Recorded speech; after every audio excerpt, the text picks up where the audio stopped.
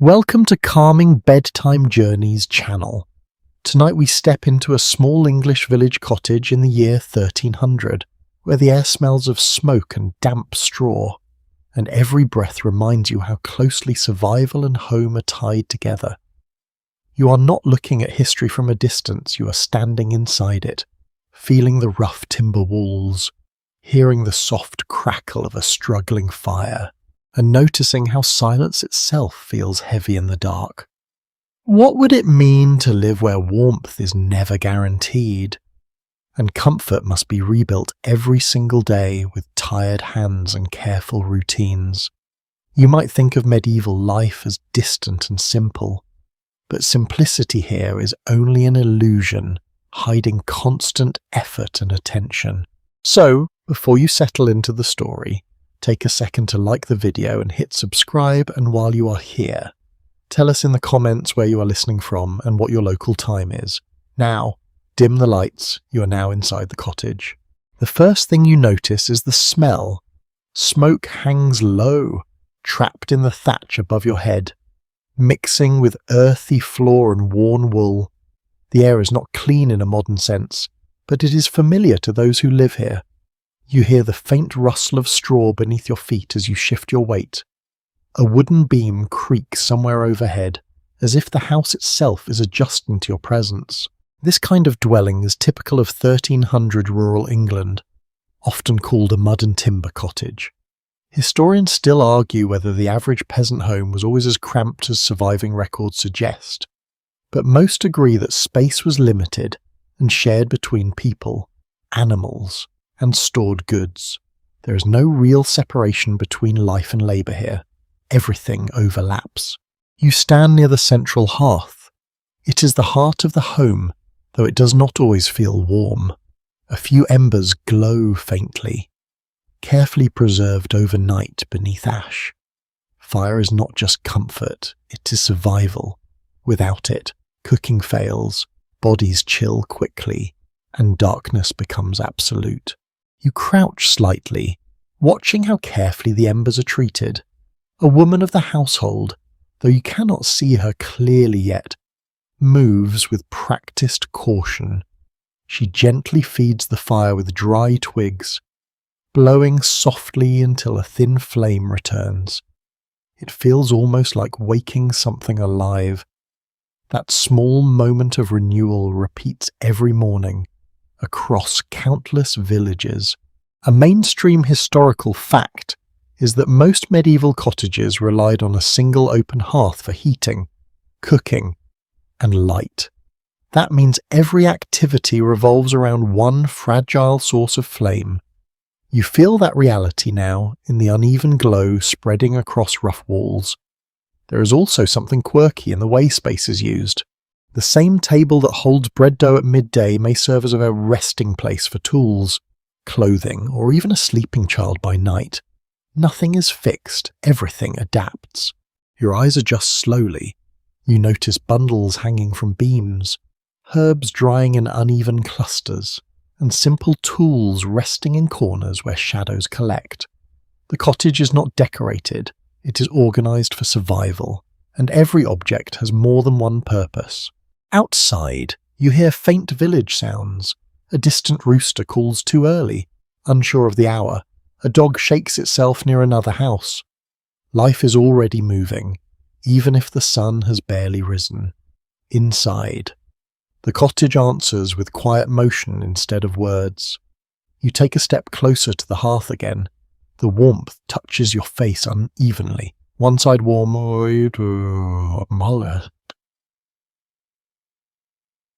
the other remains cold. That contrast becomes familiar quickly, as if your body learns to accept imbalance as normal. Now you begin to understand how medieval households measured time not by clocks, but by fire, light, and task. When the fire burns low, it is night. When it rises again, the day begins, simple, unforgiving. Now dim the lights. You settle deeper into the cottage's rhythm. The morning is not announced with ceremony. It arrives through small actions, stirring ash, adding wood, shifting bodies awake from shared sleep.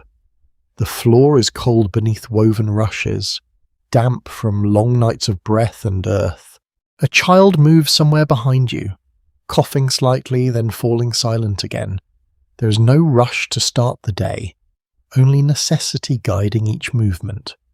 You realize quickly that urgency here is not emotional, it is practical. You observe how the household space reveals its logic. Sleeping areas are close to the hearth to preserve heat. Storage hangs upward to avoid dampness and pests. Animals, when present, may share the lower end of the structure, adding warmth but also smell and sound. Everything is negotiated between comfort and survival. A second scholarly debate appears here. Historians still argue whether poorer families always kept livestock inside during winter or only in extreme conditions. But archaeological traces suggest close proximity was common in colder months. Either way, human and animal life often overlapped more than modern imagination expects. You notice how your senses begin to adjust. Smell no longer feels unpleasant. Sound becomes informative rather than distracting. Cold is not shocking anymore, just part of the background texture of life. The woman from earlier finally comes into clearer view. Her hands are rough, her movements precise. She does not waste motion. She checks the fire, stirs a pot hanging above it, and listens as if the house speaks through subtle cues. You realize she knows this space far better than any visitor ever could.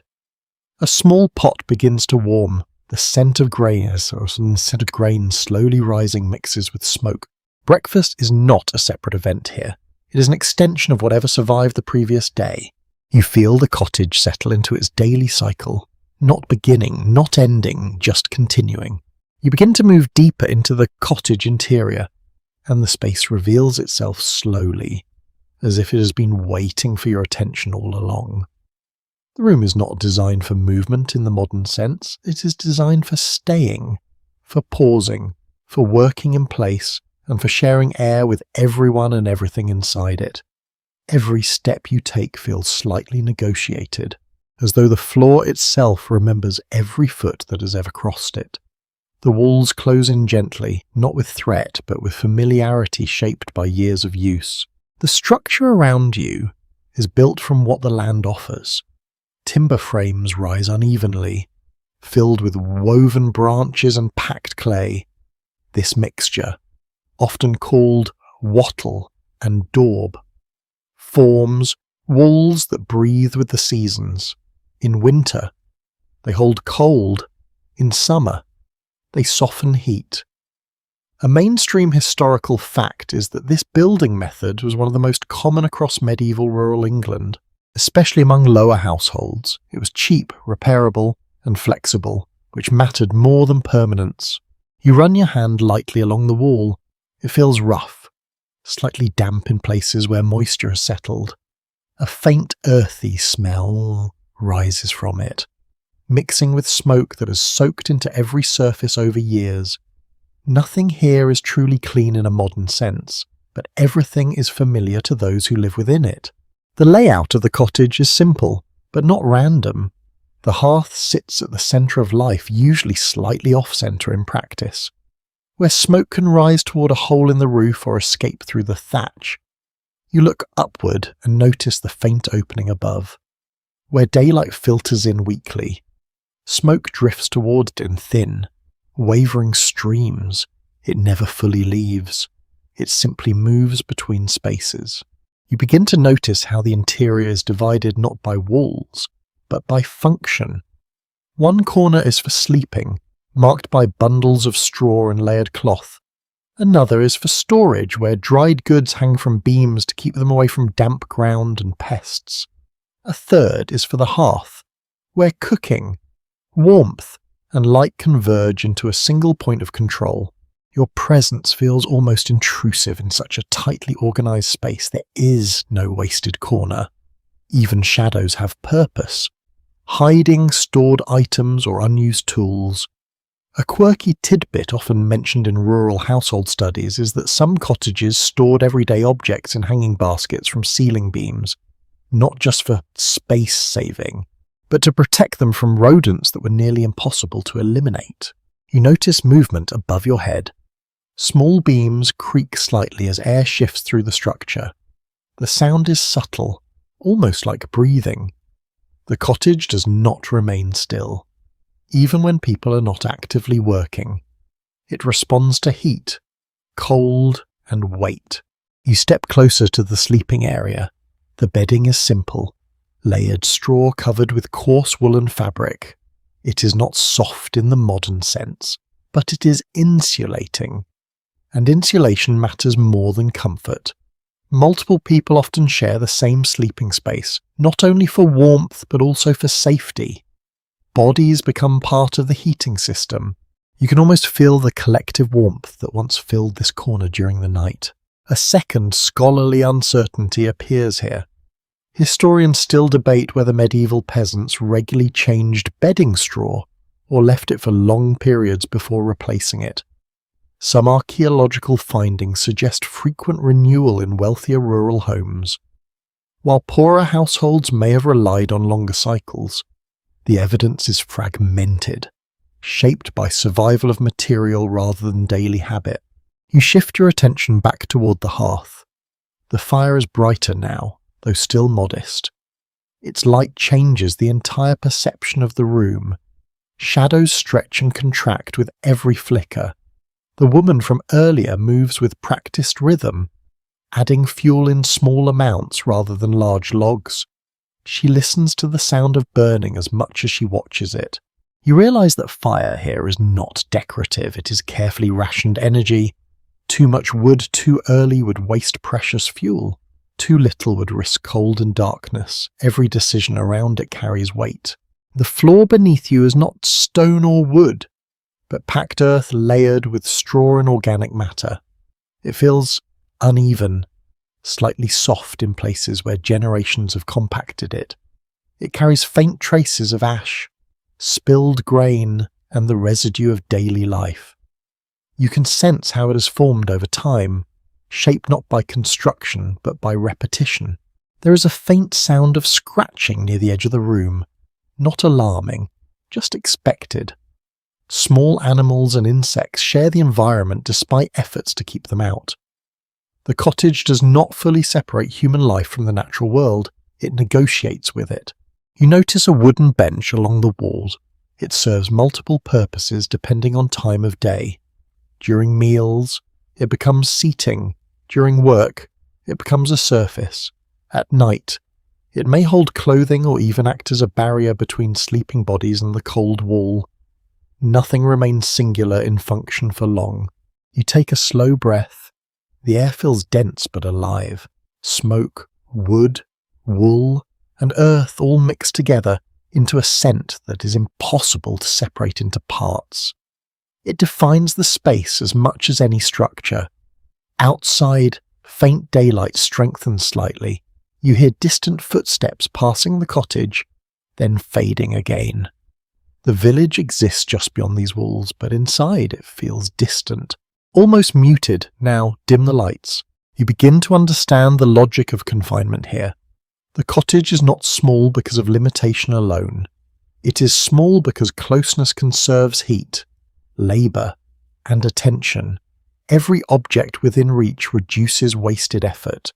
Every shared surface reduces need for excess space. A subtle charm of medieval domestic life appears in small contradictions. Homes are crowded, yet carefully ordered. They are dark, yet full of constant activity. They are harsh, yet deeply familiar to those who live in them.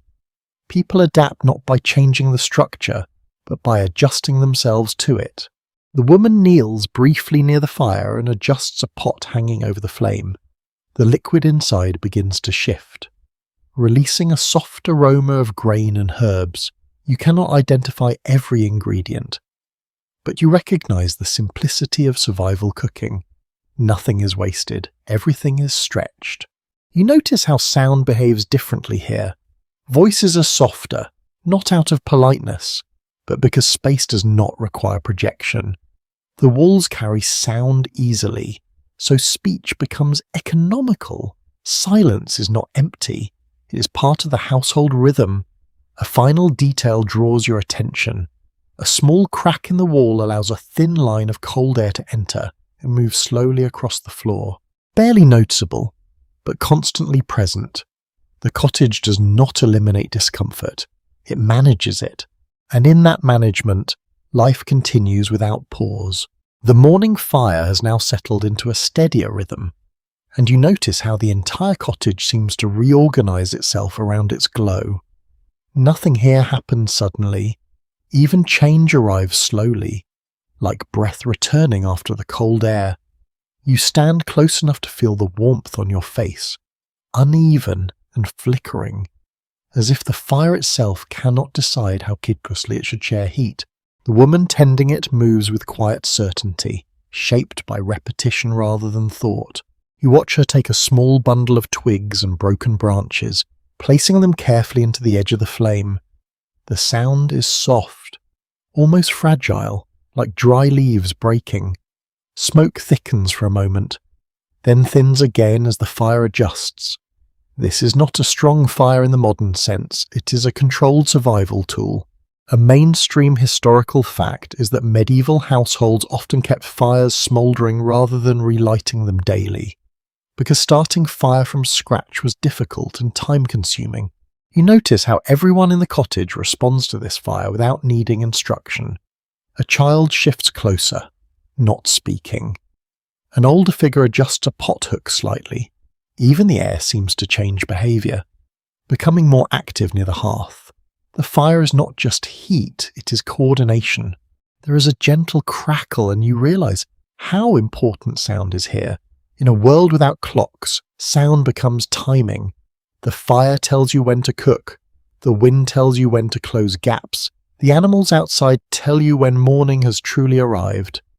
Time is not measured, it is sensed. You crouch slightly and observe the ash bed beneath the flame. It is carefully shaped, not random. Ash is both protection and memory. It keeps heat trapped overnight, preserving embers without it. Every morning would require effort that few households could afford. A quirky tidbit often mentioned in archaeological studies is that some households reused ash in floor treatments or cleaning mixtures, believing it helped control pests and dampness. The woman stirs a pot again, and the smell changes subtly. It is not rich or varied, but it carries depth formed from repetition. Grain, water, maybe a few preserved herbs. You realise how flavour in this world is not about abundance but endurance. Every ingredient must justify its existence.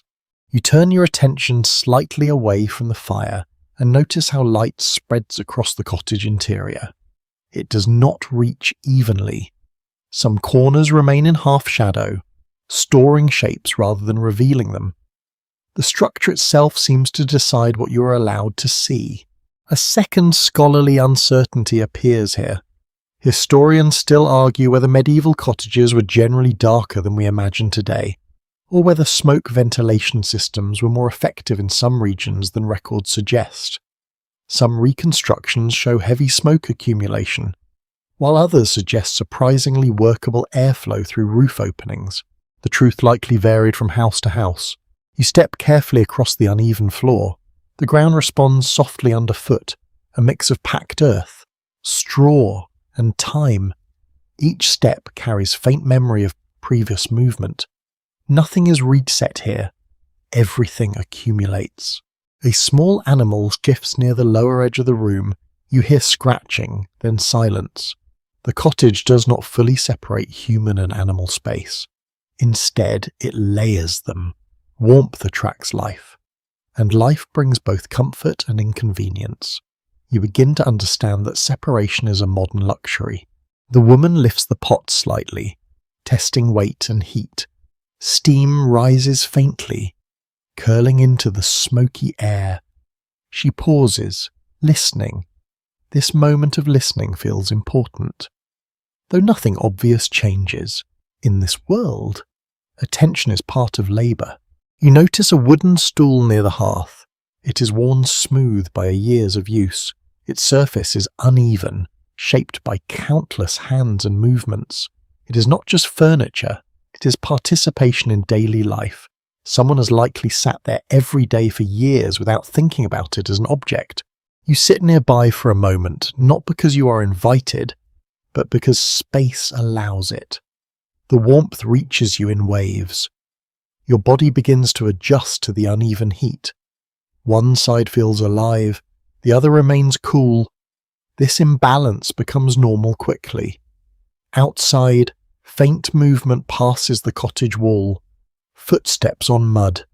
A distant voice. Then nothing. The village exists as a soft background presence. Inside, the cottage remains its own enclosed world. Now, dim the lights. The fire shifts again, and you notice how its behaviour dictates everything else. When it brightens, activity increases. When it fades, movement slows. It is almost like a heartbeat for the household. Irregular but essential. You begin to see how labour is embedded into every moment. Even resting requires preparation. Even silence requires maintenance. Nothing is truly idle. The cottage does not allow stillness in the modern sense. It replaces it with small, continuous adjustments. The woman removes a piece of cloth from a beam and uses it to handle a pot handle. The cloth is thick, stained from repeated use. Nothing is disposable here. Everything is repaired, reused, or repurposed until it can no longer function. A gentle wind slips through a gap in the wall. It carries cold air across your ankles. The sensation is brief but sharp. You realize how awareness of the body is constant here. Temperature is never background, it is always present. A child coughs softly again, then settles. No one reacts strongly. In a place like this, minor sounds are part of normal life. Attention is reserved for change, not routine. You look once more at the fire and feel a strange calm in its instability. It is never fully controlled, yet it is never abandoned. It demands care without promise of reward. Still, it remains central to everything. And as you stand there, you begin to understand that survival here is not about comfort. It is about continuity. The fire behind you continues to breathe in slow, uneven pulses as you step away from the hearth and follow the rhythm of early morning chores. The warmth clings to your back for a moment, then fades as you move toward the doorway. Cold air meets you immediately, sharper than expected, carrying the scent of damp earth, livestock, and distant wood smoke drifting across the village. It feels like crossing an invisible boundary between comfort and necessity. You step outside. The village opens before you in muted tones. Roofs of thatch sit low against the morning sky, their edges softened by frost. Paths are uneven, worn into shallow grooves by countless feet. Somewhere nearby, a rooster calls again, not with urgency, but with stubborn repetition, as if it is negotiating with the dawn rather than announcing it. Your attention is drawn to movement among the cottages. People are already walking, bundled in layered wool and coarse fabric, carrying buckets, jars, and wooden containers. Water is needed early, always early, before other tasks can begin. In a rural English village around 1300, access to clean water defines the entire structure of the day. It is not optional, it is foundational. You join the flow toward the water source. The path is slightly downhill, and the ground is uneven from repeated use. Frost crunches softly beneath your steps, then gives way to damp soil where sunlight has not yet reached. The air here feels more open, but also colder, as if the village warmth does not extend this far. You notice how conversation is minimal among those walking with you, not from silence of emotion, but from habit. Morning is for movement, not speech. Breath is conserved. Energy is directed toward carrying weight, not carrying words. Ahead, you hear the sound of water before you see it. a steady, natural rhythm that contrasts with the stillness of the fields around it. The village well comes into view, simple in construction, made of stone and wood, darkened by constant use. The rope creaks faintly as someone draws up a bucket. This is where much of the village life converges. A commonly accepted historical understanding is that shared wells or nearby streams were essential infrastructure for medieval rural settlements, shaping not only hygiene practices but also social interaction. Every household depends on this place, which means every household passes through it regularly. It becomes both resource and meeting point. You step closer, feeling the temperature drop slightly near the stone structure. Moisture clings to the air. The smell here is different, a mix of mineral dampness, wood, and faint animal traces from nearby livestock paths. A woman beside you lowers a bucket into the well. The rope slides through her hands with practiced control. You notice how careful she is, not wasting movement. Water is heavy, and effort matters. When she pulls it up, the sound of it rising echoes softly inside the stone lining. You watch the bucket emerge, dark water reflecting a pale fragment of sky. It moves with small ripples that catch the light unevenly. She sets it down with a controlled motion, then transfers it into a clay vessel. A quirky detail often mentioned in studies of medieval daily life is that some villages developed informal water schedules, where households tended to collect at slightly different times to avoid crowding, even without formal rules. Over time, these rhythms became social patterns rather than enforced systems. You notice this pattern forming naturally around you. People arrive, draw water, and leave in overlapping cycles. There is no chaos, but also no strict order. It is coordination born from repetition. You reach for the rope yourself. It is rough against your palms, slightly damp and cold. As you lower the bucket, you feel resistance from the weight of it, then release as it drops into the well. The sound is deep, echoing upward in a way that feels older than the village itself. For a moment, you simply wait. The waiting is part of the action here. Nothing is instantaneous. Even water must be negotiated with. A second layer of interpretation appears in historical debate. Some archaeological readings suggest wells like this were carefully maintained communal structures, while other interpretations emphasize variability, where some households relied more on nearby streams or rain collection depending on geography and season. The certainty is not absolute, and local conditions likely shape behavior more than any uniform rule. You begin to pull the rope upward. It is heavier than expected. Your arms engage slowly, rhythmically. Water resistance increases as the bucket rises, and you feel the strain settle into your shoulders. This is ordinary labor here, not exceptional, not symbolic, simply necessary. The bucket emerges. Cold water, dark and still, reflects your movement in distorted fragments. You catch glimpses of the sky, the well edge, and your own hands. Everything appears slightly altered, as if the water is holding a second version of the world beneath its surface. You pour it into your container. The sound is sharp, immediate, almost startling in the quiet of the morning. A few droplets spill onto the ground, darkening the soil. No one reacts. Loss is too small here to notice individually. You step aside, making room for the next person. The rhythm continues without pause. Draw, carry, leave, repeat. As you begin walking back toward the cottage, you notice how water changes your perception of weight, even when not carrying it. You are aware of its heaviness, becomes part of your mental map of effort. The path back feels slightly easier, though the incline remains the same. Perhaps it is familiarity. Perhaps it is the body adjusting to expectation. You pass a small cluster of chickens pecking at frozen ground. They move unpredictably, but without urgency. Nearby, a child follows slowly behind an adult, carrying a smaller container almost too large for them. No words are exchanged. Instruction is implied rather than spoken.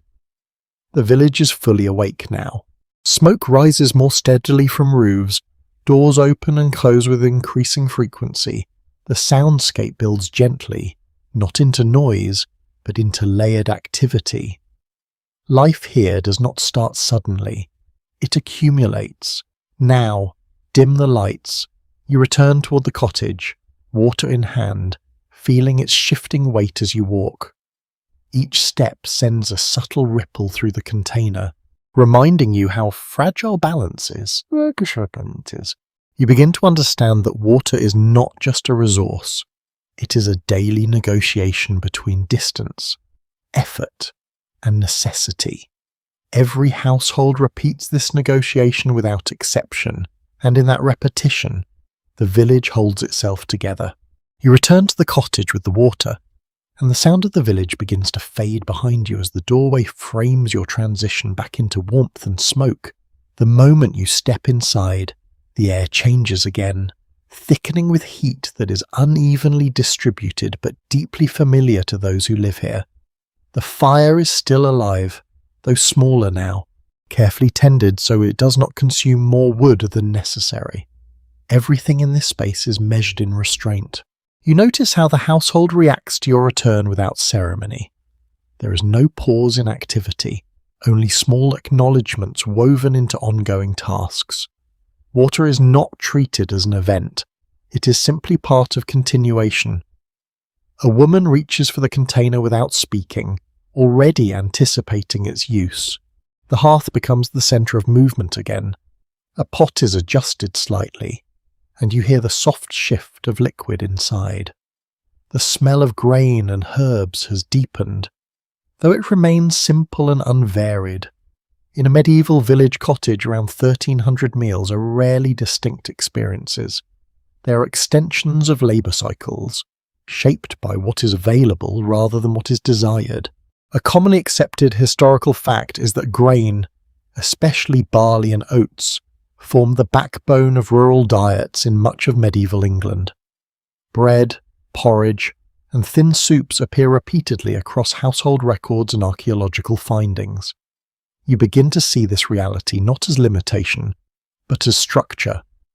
Repetition here is stability. You set the water down near the hearth, and the woman begins to pour it into the pot with steady hands. Steam rises gently, carrying warmth upward into the smoky air. The movement is unhurried, almost ritualistic, though it is not ritual in a formal sense. It is simply practice refined through necessity. You notice a child nearby watching closely, not out of curiosity alone, but out of learning. In this world, observation is education. There are no separate lessons. There is only participation. Skills are absorbed through presence rather than instruction. A small sound draws your attention from the corner of the room. A wooden ladle taps against the edge of a bowl. The rhythm is soft, repetitive, almost like counting time without numbers. This is how preparation progresses here, through sound and repetition rather than schedule. A subtle but important detail emerges as you observe the household's coordination. No one asks for confirmation. Tasks unfold in parallel, overlapping without conflict. One person tends fire, another manages food, another organizes stored goods. The system works because everyone already understands their role. A quirky observation from some rural archaeological interpretations suggests that medieval cottages often functioned as multi-purpose environments where even sleep spaces were temporarily converted into work areas during daylight hours. Nothing remains fixed. Space adapts to activity. You shift your weight slightly, feeling the uneven ground beneath your feet. The floor is not truly solid in the modern sense. It is compressed earth layered with time, shaped by thousands of small movements. It holds warmth where people stand often, and dampness where they do not. The fire crackles softly, sending a brief wave of heat across your face. You notice how the cottage responds to subtle changes in fuel. A small addition of wood increases brightness. While a pause in tending allows shadows to deepen, the house is almost reactive, as if it breathed through the fire. A second layer of historical uncertainty appears here. Some scholars suggest that medieval indoor environments were constantly smoky and difficult to inhabit, while others argue that ventilation methods such as roof openings or strategically placed gaps made conditions more manageable than often assumed. The reality likely shifted depending on weather, building quality, and maintenance. You step slightly closer to the hearth, feeling the heat intensify unevenly. One side of your body warms quickly, while the other remains cool. This imbalance becomes familiar, almost expected. Comfort here is never uniform. The woman lifts the pot briefly, testing its weight and movement. The liquid inside responds with slow ripples. She listens carefully, as if the sound of boiling carries meaning. You begin to realize that attention in this environment is always distributed. Sight, sound, and touch all contribute equally to understanding what must be done. Outside, faint wind presses against the walls. You hear it slip through gaps in the structure, a soft and continuous reminder of the world beyond. The cottage does not fully block the outside, it negotiates with it. You notice how tools are arranged along a beam. Knives, hooks, and small wooden implements hang in deliberate order. Each item has a place, not for aesthetic reasons, but for efficiency. Searching is wasted effort. Memory replaces labeling. A bench near the wall holds folded fabric and a small basket of grain. Nothing is locked away.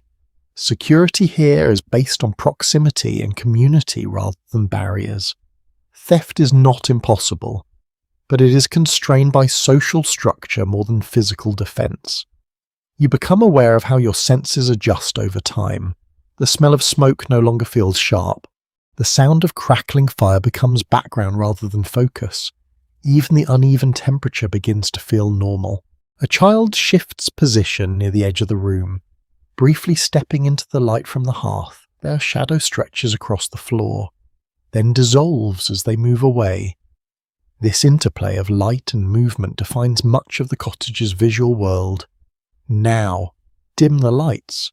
You begin to understand that preparation is the true structure of the day. Cooking is not a moment. It is a process extending across hours. Water, grain, fire, and attention all converge slowly until they become sustenance. The cottage does not separate tasks into categories of importance. Everything is necessary in proportion.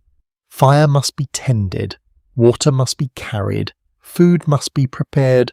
Each action supports the others without hierarchy. You remain near the hearth as the household continues its rhythm. Nothing pauses for reflection. Everything continues forward in small, deliberate steps, and in that continuity, life quietly sustains itself. The cottage has now fully shifted into its daytime rhythm, and you can feel how every movement inside it gradually converges toward one essential task. The air is thicker here, warmer near the hearth, and filled with a slow-rising scent of grain that has been mixed, rested, and shaped through patient hands. You notice how the household no longer feels divided into separate activities. Instead, everything seems to orbit around preparation, especially the preparation of bread, which carries far more importance than its simple appearance suggests. You're guided closer to the central hearth again, where the fire has been carefully adjusted to provide steady heat rather than bright flame. The woman of the household works with quiet precision, bringing forward a wooden board dusted with flour. On it rests a mass of dough, uneven in shape, slightly sticky, alive in its own slow way. You can see the impression of hands pressed into it repeatedly, folding and turning it with practiced rhythm. A commonly accepted historical fact is that bread was the primary source of daily calories for most rural populations in medieval England. It was not a side food. It was the foundation of survival. Grain was transformed into something sustaining through repetition, heat, and shared knowledge passed through generations. You begin to understand that bread here is not a luxury or variety. It is continuity made edible. The woman kneads the dough again, pressing forward with the heel of her hand. The motion is steady, almost meditative. Each push compresses air. Each fold rebuilds structure. You notice how little attention is given to measurement. There are no precise scales or timers. Experience replaces instruction, and touch replaces calculation. Nearby, a child watches closely. Seated on a low stool, their eyes follow every movement, learning without speaking in this environment. Knowledge is absorbed through repetition rather than explanation. There is no formal separation between work and learning. They are the same act seen from different stages of life. You observe how the hearth has been prepared for baking. Stones near the fire are heated gradually, holding warmth that will later transfer into the dough. The process is slow and deliberate, requiring patience that modern environments rarely demand. Nothing here is rushed. Speed would only waste resources. A quirky detail often noted in studies of medieval domestic life is that leftover bread from previous days was frequently reused in various forms, sometimes dried and crumbled into soups or used as edible plates known as trenchers in more resourceful households. This reflects a mindset where even food containers could be consumed, leaving almost nothing behind. The woman pauses briefly, checking the texture of the dough. She presses it gently, then nods to herself in quiet confirmation. There is no written instruction guiding her, only memory shaped by a repetition. You begin to see how survival knowledge is stored not in objects but in bodies. She turns her attention to the hearth. The fire has been reduced to a bed of glowing embers, carefully controlled. Too much heat would burn the crust before the inside is ready. Too little would leave the bread heavy and unformed. Balance is everything. You notice how the room shifts as anticipation builds, not through words, but through subtle changes in movement. People adjust their positions slightly. Tools are set within reach. Even silence becomes more focused. A second layer of historical uncertainty appears here. Some scholars suggest that most rural households relied heavily on communal ovens located within manorial systems, while others argue that many cottages maintained their own small baking setups depending on region and social status.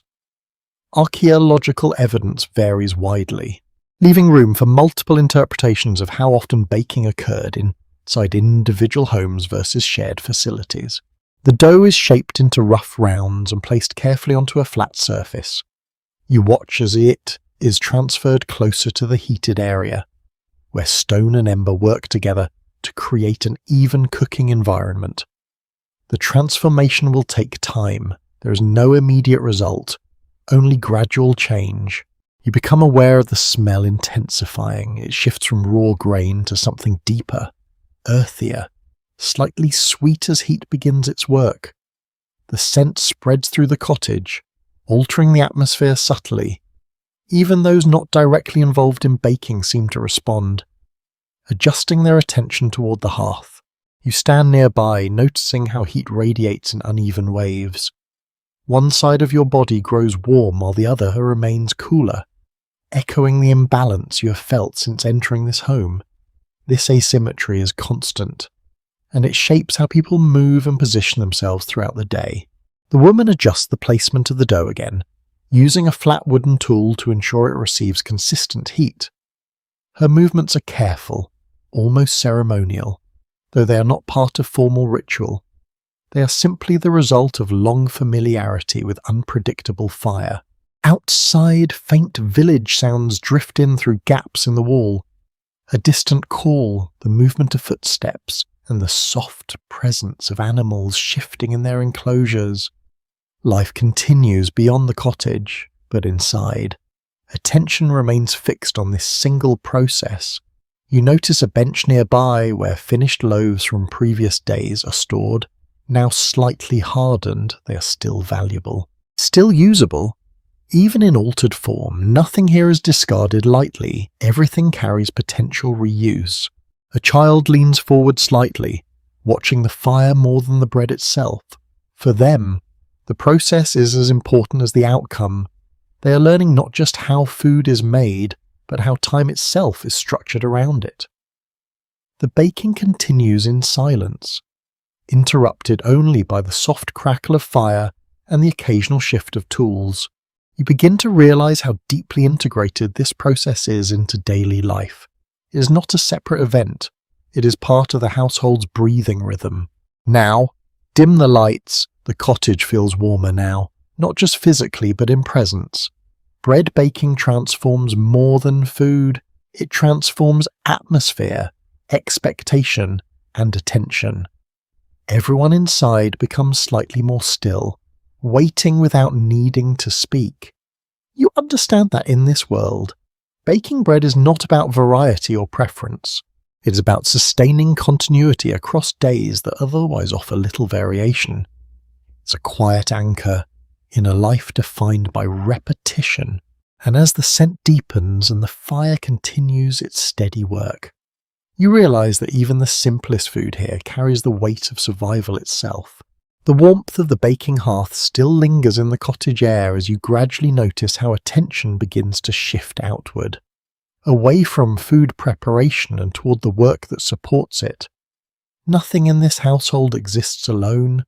Every activity is connected to another, like threads woven tightly enough that pulling one changes the shape of everything else. You feel that connection now as a movement slowly turns from cooking to maintenance, from immediate survival to longer cycles of labour. You are guided towards the doorway again, where colder air seeps through in thin, steady lines. The contrast between inside and outside is immediate, almost physical. Inside is smoke, heat, and enclosure. Outside is space, distance, and effort. Stepping out feels less like leaving and more like entering a different layer of existence. The village fields stretch beyond the cottages, faintly visible through morning haze. This is where most of life is spent. Not inside the home, but within the land that sustains it. Agriculture in 1300 England is not a separate profession. It is the structure around which everything else is built. You begin walking along a narrow path that leads away from clustered homes. The ground is uneven, marked by repeated footsteps and seasonal weather. Frost still clings in shaded areas, while patches of damp earth show where the sun has begun to reach. A commonly accepted historical understanding is that the majority of medieval rural populations were engaged in some form of agricultural labour tied to communal or manorial systems. This means that daily life is rarely private. Fields, tools, and schedules are shared across households, creating a rhythm that is collective rather than individual. You notice people already in the fields ahead. Some are bending low, tending soil. Others carry simple wooden tools worn smooth from repeated use. Movement is steady but not hurried. Labour here is paced by endurance rather than efficiency. As you approach, the soundscape changes. The cottage fire is replaced by wind across open ground, the rustle of dried plants, and the occasional call between workers. Speech is brief, functional, and often unnecessary. Much of communication happens through presence rather than words. You step onto the edge of a field that has already been partially worked. The soil is dark, heavy, and uneven, shaped by both human hands and weather cycles. It holds moisture in some places and cracks in others, reflecting the unpredictability of seasonal conditions. A farming tool lies nearby, simple in construction, wooden handle, iron head, worn edges. It has clearly been repaired many times. Nothing here is replaced easily. Everything is maintained until it can no longer function at all. A curious observation often noted in rural archaeological studies is that tool reuse and repair were not just economic choices, but cultural habits. Objects carried history through wear, and visible repair was not necessarily a sign of poverty, but of practicality. You watch as a figure in the field pauses briefly, leaning on a tool while scanning the ground. There is no moment of rest that is separate from awareness. Even pauses are part of labour, used for observation, planning, or adjustment. A second layer of interpretation appears in academic discussion. Some researchers emphasise strict feudal organisation as the dominant structure governing fieldwork, while others suggest that local variation and seasonal flexibility played a much larger role than formal systems alone. The reality likely shifted depending on region, weather, and community arrangement. You step further into the field, feeling the texture of the ground beneath your feet. It is neither soft nor hard in a stable way. It changes with moisture, pressure, and use. Walking here requires attention to balance, even in simple movement. Nearby, a group works in a loose formation. Their spacing is not rigid, but it is consistent enough to avoid overlap. Each person occupies a defined area shaped by habit rather than instruction. This silent coordination is the foundation of agricultural rhythm. You notice how physical effort is distributed. No single task dominates. Instead, many small actions accumulate into progress. Bending, lifting, clearing, adjusting. Each movement seems minor on its own but contributes to something larger over time. The air carries a faint mix of soil and plant matter. It is not unpleasant, but it is heavy with presence. You become aware of how smell functions here as information, signalling moisture levels, plant conditions, and recent activity. A quirky detail often mentioned in interpretations of medieval rural life is that field boundaries were sometimes marked not by fences, but by subtle changes in vegetation or soil texture, known only through shared familiarity. Outsiders could easily miss these distinctions, but locals navigated them instinctively. You pause briefly, looking across the field. The horizon is open, interrupted only by scattered trees and distant cottages. There is a sense of exposure here that contrasts sharply with the enclosed warmth of the home. Yet it does not feel unsafe. It feels expected. Movement resumes around you. Tools lift and fall in steady repetition. The rhythm is not dramatic, but continuous. It is the kind of labour that does not announce itself, yet defines every day. Now, dim the lights. You begin to understand how deeply the land structures time. There are no separate categories of work and rest in the way modern systems might define them. Instead, there is only variation in intensity. The field does not stop demanding attention. It only shifts what kind of attention is required. A faint wind passes through the crops, creating a soft wave-like motion across the surface. It is brief, but noticeable enough to draw collective awareness for a moment. Then it fades, and labour continues. You realise that survival here is not centred in a single place. It is distributed between cottage of field, storage, and water source. Each location holds part of the system, and none can function alone. And as you stand among the working rhythm of the field, you understand that the cottage is only one small piece of a much larger living cycle. You leave the open fields behind, and as you walk back toward the cluster of cottages, the landscape seems to narrow again, as if the world itself is folding inward into more familiar boundaries. The wind softens slightly between the buildings, broken by walls of timber, mud, and thatch. Smoke rises in uneven threads from rooftops, each one marking a household engaged in its own version of the same struggle for warmth and continuity. The cottage you return to is unchanged in structure, yet it feels subtly different after time spent outside. Inside and outside do not simply contrast here. They recalibrate your senses each time you cross between them. The doorway becomes less of an entrance and more of a threshold where effort changes form. You step back into the heat and smoke. The fire has been maintained while you were gone, not dramatically but carefully, with just enough attention to prevent it from collapsing into ash. A commonly accepted historical fact is that managing fuel was one of the most constant concerns in medieval rural life, especially in colder months when wood gathering required significant labour and time investment. Nothing about heat is automatic here. It's always earned. You notice how the household has redistributed itself during your absence. One person remains near the hearth, another organises containers, and a younger figure moves between tasks with quiet repetition. The cottage operates like a small system of overlapping roles rather than fixed positions. A soft smell of baked bread still lingers, but it has begun to settle into the walls, blending with smoke and grain until it becomes part of the environment rather than a distinct scent. You realise how quickly moments of cooking transform into memory in a place like this. Nothing stays separate for long. You are drawn towards a corner where woven baskets hang from a beam. Inside them are dried herbs, small tools, and folded cloth.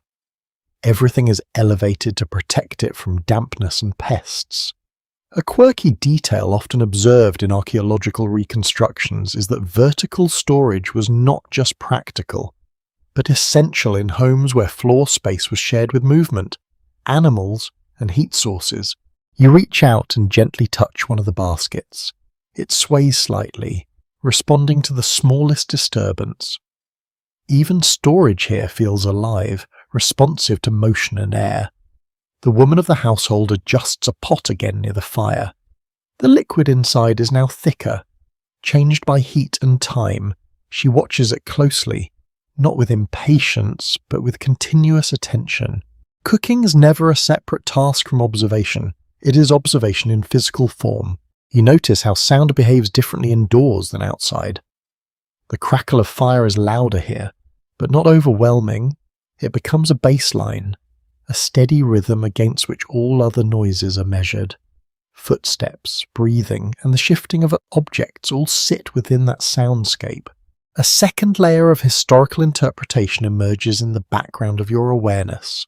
Some researchers describe medieval cottages as deeply communal spaces where privacy was minimal, while others suggest that subtle forms of personal separation still existed through spatial arrangement and habitual timing. The truth likely varied depending on household size and regional practice, but complete privacy as understood today was almost certainly rare. You move slightly toward the sleeping area again. The bedding remains simple, layered straw and coarse fabric. It has been adjusted since morning, reshaped by use and air circulation. Even rest spaces are not static. They change with the rhythm of the day. A child passes through the space, briefly stopping near the hearth before continuing onward. Their movement is casual, unplanned, yet completely integrated into the household flow. There is no sense of interruption here, only continuation. You begin to notice how labour is not confined to specific hours. It stretches, overlaps, and blends. Even moments that appear idle carry underlying activity, whether mental, physical, or preparatory. Nothing fully stops. Outside, a faint sound of movement passes again, but it does not draw attention. The village exists in layers of awareness. What is close matters most, while what is distant becomes background presence. You glance at the hearth once more. The fire has shifted slightly in shape, leaning to one side where airflow is stronger. Someone adjusts a small log to correct its balance. These small interventions define the entire household's stability. A quirky observation often mentioned in studies of rural domestic life is that fire placement and airflow management were learned skills passed informally, yet they determined comfort more than any architectural feature. A well-tended fire could make a poor structure livable, while a neglected one could make even a strong building uncomfortable. You feel the warmth settle unevenly across your body again. One side grows comfortable while the other remains aware of the cottage's cooler edges. This imbalance is no longer surprising. It has become normal. The household continues without pause. There is no moment where everything stops and resets. Instead, there is only adjustment, repetition, and maintenance. Now dim the lights. You begin to understand that life here is not defined by events but by persistence. Cooking, working, tending, carrying, repairing. Each action flows into the next without clear separation. The cottage does not offer comfort as a final state. It offers continuity as a constant effort, and within that steady rhythm, time moves forward without announcement. The cottage has now settled into the deeper part of the day, where morning activity no longer feels fresh, yet afternoon has not fully taken control. This in-between moment carries a quiet steadiness. The fire burns with practiced restraint, no longer needing constant correction. Smoke rises in a thin, familiar stream toward the roof opening, where it disappears into the pale daylight beyond. You notice how the household shifts again, not through any spoken signal, but through subtle changes in posture and direction. Tasks that were urgent earlier now become slower, more deliberate. The rhythm of the cottage is never fixed. It expands and contracts like breathing. You find yourself near a low wooden surface where simple tools are arranged: a knife with a worn handle, a wooden spoon darkened by use, a small bundle of twine. Each object carries visible history in its surface. Nothing here is new for long, everything is shaped by repetition. A commonly accepted historical fact is that medieval rural households relied heavily on handmade tools, often repaired repeatedly rather than replaced. Iron was valuable, and wood was shaped and reshaped until it could no longer serve its purpose. You begin to understand that durability here is not about permanence, but about adaptability over time. A child passes behind you, dragging a small container slightly too large for their frame. They do not stop, nor do they complain. Movement itself is part of learning. There is no separation between growing and working. Both happen at the same time. You notice the sound of weaving coming from a corner of the cottage. A woman sits near the wall, working thread through a simple frame. The motion is repetitive, almost hypnotic. Each pass of the thread builds something larger, though the progress is almost invisible in the moment. A quirky detail often noted in rural domestic studies is that textile work like spinning and weaving often filled the quieter hours of the day, especially in households where every member contributed to production in small, continuous ways. Even rest time carried productivity. You move closer and observe the fibres. They're uneven, natural, and slightly rough. Nothing here is refined in a modern sense, yet the result will still serve its purpose, providing warmth, covering, or protection against cold air that constantly presses against the cottage walls. The fire crackles softly again, shifting attention back toward the hearth. Someone adjusts a pot, checking its weight and heat. The motion is minimal, but precise. Every adjustment matters because nothing in this environment is stable for long without intervention. You notice how light changes slowly inside the cottage. It's not a sudden shift, but a gradual thinning of brightness as the sun moves across the sky. Shadows stretch further along the floor, merging with corners where stored items rest. A second layer of historical interpretation appears here. Some scholars emphasize that medieval rural life was overwhelmingly labour-intensive with little distinction between work and leisure, while other interpretations suggest that moments of informal rest and storytelling likely played a more important role than written records fully capture. The truth remains partially hidden in the gaps between surviving evidence. You sit for a moment on a low bench near the wall. The wood is smooth from long use, shaped by countless bodies resting in the same place. It is not comfortable in a modern sense, but it is familiar to those who live here. Familiarity replaces softness. Outside, faint movement passes again, a distant voice, then silence. The village continues its slow cycle of activity. Each household aligned loosely with the same patterns but never identical in detail. Inside, the weaving continues. The steady motion of hands becomes part of the cottage soundscape, joining the fire and occasional footsteps. Nothing stands alone, everything blends. You begin to notice your own senses adjusting more deeply now. Smell, sound, and temperature no longer feel separate. They merge into a single impression of place: smoke, grain, wool. And earth form a continuous atmosphere that defines the space more than any object within it. A child briefly laughs somewhere near the hearth, then quickly returns to silence. The sound is small but meaningful, breaking the steady rhythm for just a moment before being absorbed again into routine. You look toward the hearth once more. The fire remains steady, neither growing nor fading significantly. It is being maintained at a level that supports ongoing tasks without waste. Even fire here is managed with long-term thinking. A quirky observation sometimes mentioned in studies of medieval households is that certain daily routines were adjusted subtly based on seasonal light, even without formal scheduling, creating natural shifts in productivity and rest patterns across the year. You realise that time in this cottage is not marked by clocks or clear divisions. It is marked by changes in light, heat, and effort. The body becomes the primary measure of time. Now, dim the lights. You sit quietly within the flow of the household, no longer observing from a distance but existing inside its rhythm. Nothing demands your attention directly, yet everything continues around you with steady persistence. The cottage does not hurry. It does not pause. It simply continues. And in that continuation, the day quietly moves forward. By now the cottage has fully shifted into its midday rhythm, where early urgency has softened into sustained effort.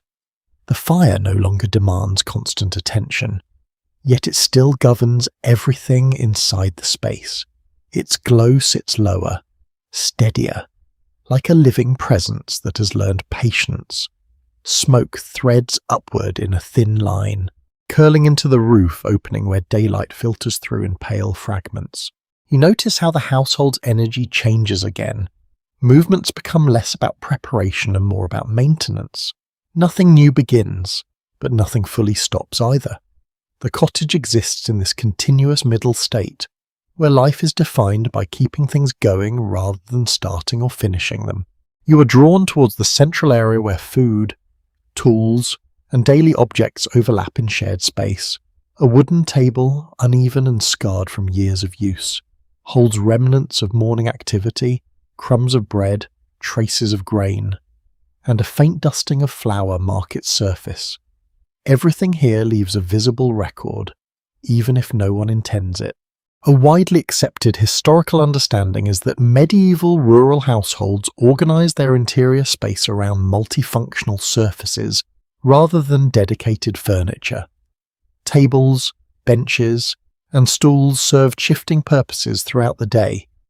You begin to understand that function here is fluid, not fixed. A woman passes behind you carrying a small bundle of cloth. She pauses briefly near the hearth, checks the pot, then continues without speaking. Her movement is efficient, almost economical. Nothing is wasted, not even attention. You notice how sound becomes more noticeable now that the morning intensity has faded. The crackle of fire, the soft scrape of tools, the occasional shift of feet on packed earth. Each sound feels distinct, yet all belong to the same underlying rhythm. A quirky detail often highlighted in archaeological interpretations of rural life is that everyday objects were frequently repurposed beyond their original intent. With containers, cloth, and even broken tools finding secondary uses in household systems that prioritize survival over categorization. You observe a small wooden bowl being rinsed and reused immediately. There is no sense of accumulation for later convenience. Instead, objects move continuously through cycles of use, cleaning, and reuse. Ownership is less important than availability. Near the wall, weaving continues. The repetitive motion of thread through frame creates a steady visual rhythm. The person working does not look around much. Their attention is anchored in motion itself. Productivity here is not measured in visible output, but in consistency. A second layer of historical interpretation emerges in the background of your awareness. Some researchers emphasize that medieval cottages were tightly structured environments where every member had clearly defined responsibilities, while others suggest that roles were more flexible and adaptive than formal records imply. The reality likely shifted depending on household season and necessity. You shift slightly on the bench again, feeling the uneven pressure of wood beneath you. It has been shaped by long use, not design. Comfort is secondary to function, yet over time, even discomfort becomes familiar. The fire flares briefly as a new piece of fuel is added. The change is subtle but noticeable. Light expands across the floor, reaching into corners that were previously dim. Shadows respond immediately, retreating and reshaping themselves. You notice how people adjust to this shift without comment. A slight increase in brightness changes posture, attention, and movement. The cottage is constantly rebalanced by small interventions like this. Outside, a faint sound passes through the walls. A cartwheel, distant footsteps, then silence again. The village exists in overlapping layers of activity, but each household maintains its own internal focus. You become aware of how time feels different here. It is not divided into precise segments. Instead, it stretches and compresses depending on labour, light, and fatigue. The absence of strict measurement makes attention more physical than abstract. A child sits briefly near the hearth, watching the fire without speaking. Their presence is quiet but absorbed into the household rhythm. Even stillness is part of participation.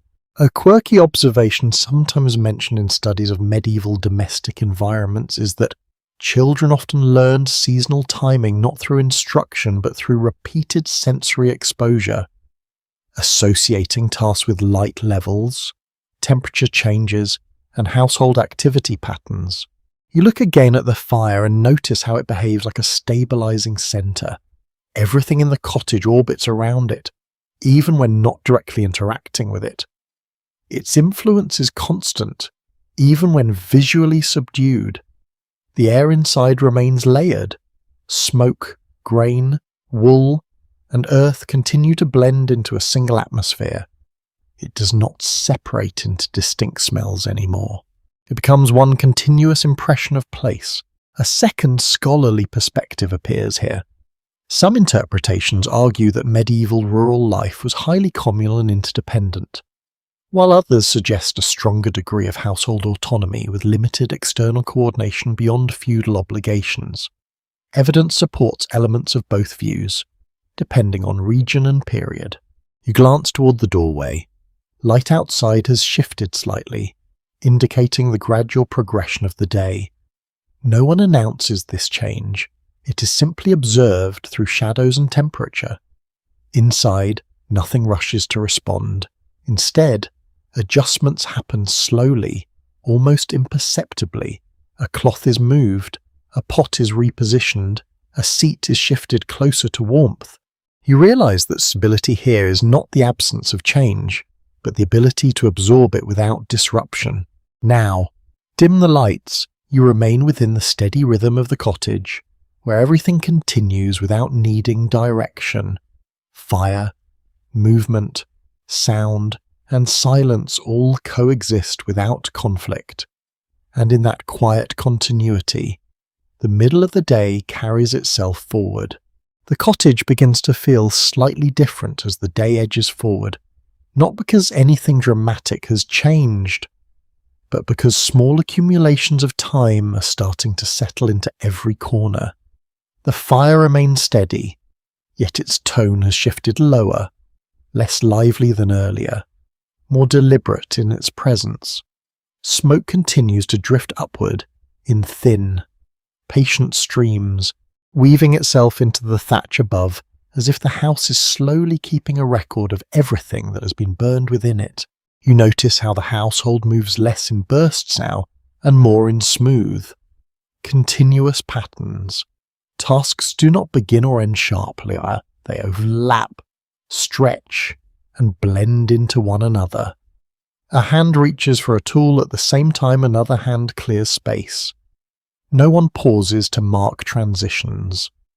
Life here does not acknowledge clean divisions. You find yourself near a low corner where stored goods are kept.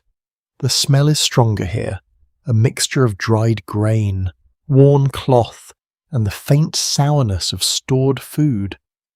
It is not unpleasant to those who live here, but it is deeply specific, shaped by months of containment and reuse. A widely accepted historical understanding is that food storage in medieval rural households relied heavily on simple preservation techniques such as drying, salting, and controlled storage in cool, dark spaces. Without modern preservation, survival depended on slowing decay rather than preventing it entirely. You notice how carefully everything is arranged despite the simplicity. Grain is kept in woven containers. Cloth is folded tightly, and tools are placed where hands can reach them without searching. There is no excess organization, only functional memory expressed through placement. A woman passes through the space and briefly adjusts a hanging bundle of herbs. The movement is small, almost automatic. The herbs sway slightly, releasing a faint scent that mixes with smoke and grain. Even air here is layered with purpose.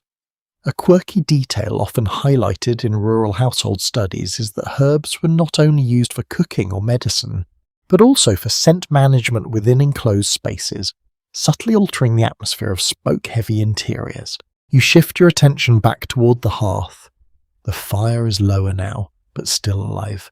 It no longer demands constant feeding, only occasional correction.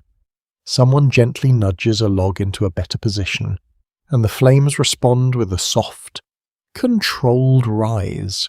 Sound becomes more noticeable again as movement slows, the scrape of wood against floor, the faint clink of a pot lid.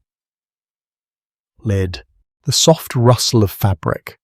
Each sound stands out briefly before dissolving back into the background rhythm. A second layer of historical interpretation appears here.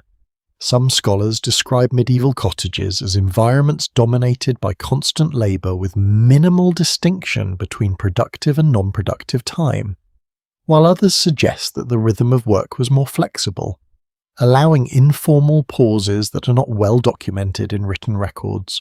The truth likely sits somewhere between these interpretations.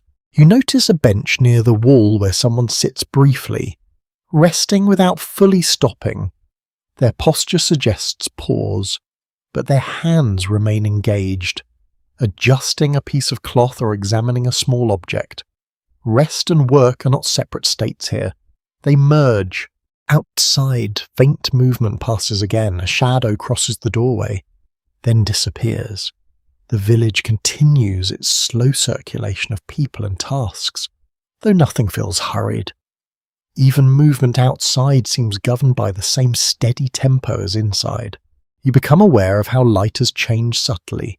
It is still daylight, but less direct now, softened by cloud or time. Shadows inside the cottage lengthen and shift, stretching across the floor in uneven patterns that reflect the structure of the beams above.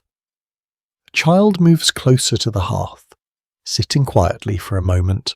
They do not seek to speak or demand attention. They simply observe the fire, as if learning something from its behaviour that does not require explanation.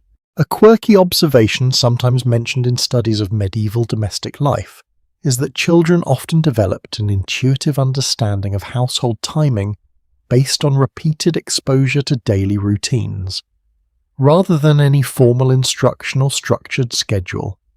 You realise that time in this space is not something that is tracked. It is something that is felt through repetition and change in environment.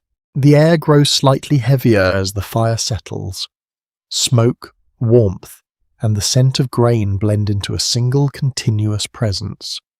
You no longer distinguish between individual smells. They merge into the identity of the space itself. A small sound of water being poured breaks the rhythm briefly. Then it fades again. Nothing in the cottage stays still long enough to become fixed. Everything is always in transition. Now, dim the lights. You stand quietly within the afternoon rhythm. where activity is no longer urgent but still necessary. The cottage does not rest, but it softens its pace. Every movement becomes measured, not by time, but by need, and in that steady unfolding, the day continues without interruption. The afternoon has settled into a slower, heavier rhythm, and the cottage feels different now in a way that is not immediately visible, but deeply physical. The fire still burns, yet its warmth no longer feels generous. It feels rationed, carefully maintained against a cold that is never fully absent, even indoors. You begin to notice how temperature here is not a condition that changes once and stays fixed. It is something that constantly leaks, seeps, and returns. You shift slightly where you stand, and the air near the floor feels noticeably colder than the air near the hearth. The cottage is layered in invisible gradients of heat, with warmth concentrated around fire and bodies, and cold gathering near walls and corners. This uneven distribution is not accidental. It is the natural result of simple construction and constant exposure to weather. A widely accepted historical understanding is that medieval rural homes in Northern Europe often struggled with insulation, relying more on internal heat sources and layered clothing than structural warmth. Thick stone buildings existed in some contexts, but many village cottages depended on wood, mud, and thatch, which retained heat only briefly. You watch as someone adds a small amount of fuel to the fire, not enough to create brightness, but enough to maintain continuity. Wood is not used freely, it is measured in future need. Every piece burned now is one less piece available later. That awareness shapes every decision around heat. A faint crackling sound spreads through the room as the fire adjusts. Smoke rises in a thin column, curling slightly before disappearing into the roof opening. You notice how the opening above is not perfect. It allows both smoke to escape and cold air to enter. The cottage is always negotiating between two forces. You become aware of clothing more than before. Layers of wool, coarse fabric, and reused textiles form a barrier between body and environment. Nothing fits in a modern sense. Everything is adjusted for survival rather than appearance. Even movement feels slightly heavier because of it. A quirky detail often observed in historical studies of domestic life is the use of heated stones wrapped in cloth, placed near sleeping areas or held briefly before bed, as a way to transfer residual warmth into bedding during colder seasons. It is a simple method, but effective in extending comfort through the night. You notice a stone resting near the hearth, slowly absorbing heat. It is not being used yet, but its presence suggests preparation for later hours when the fire will be reduced further. Nothing here serves a single moment.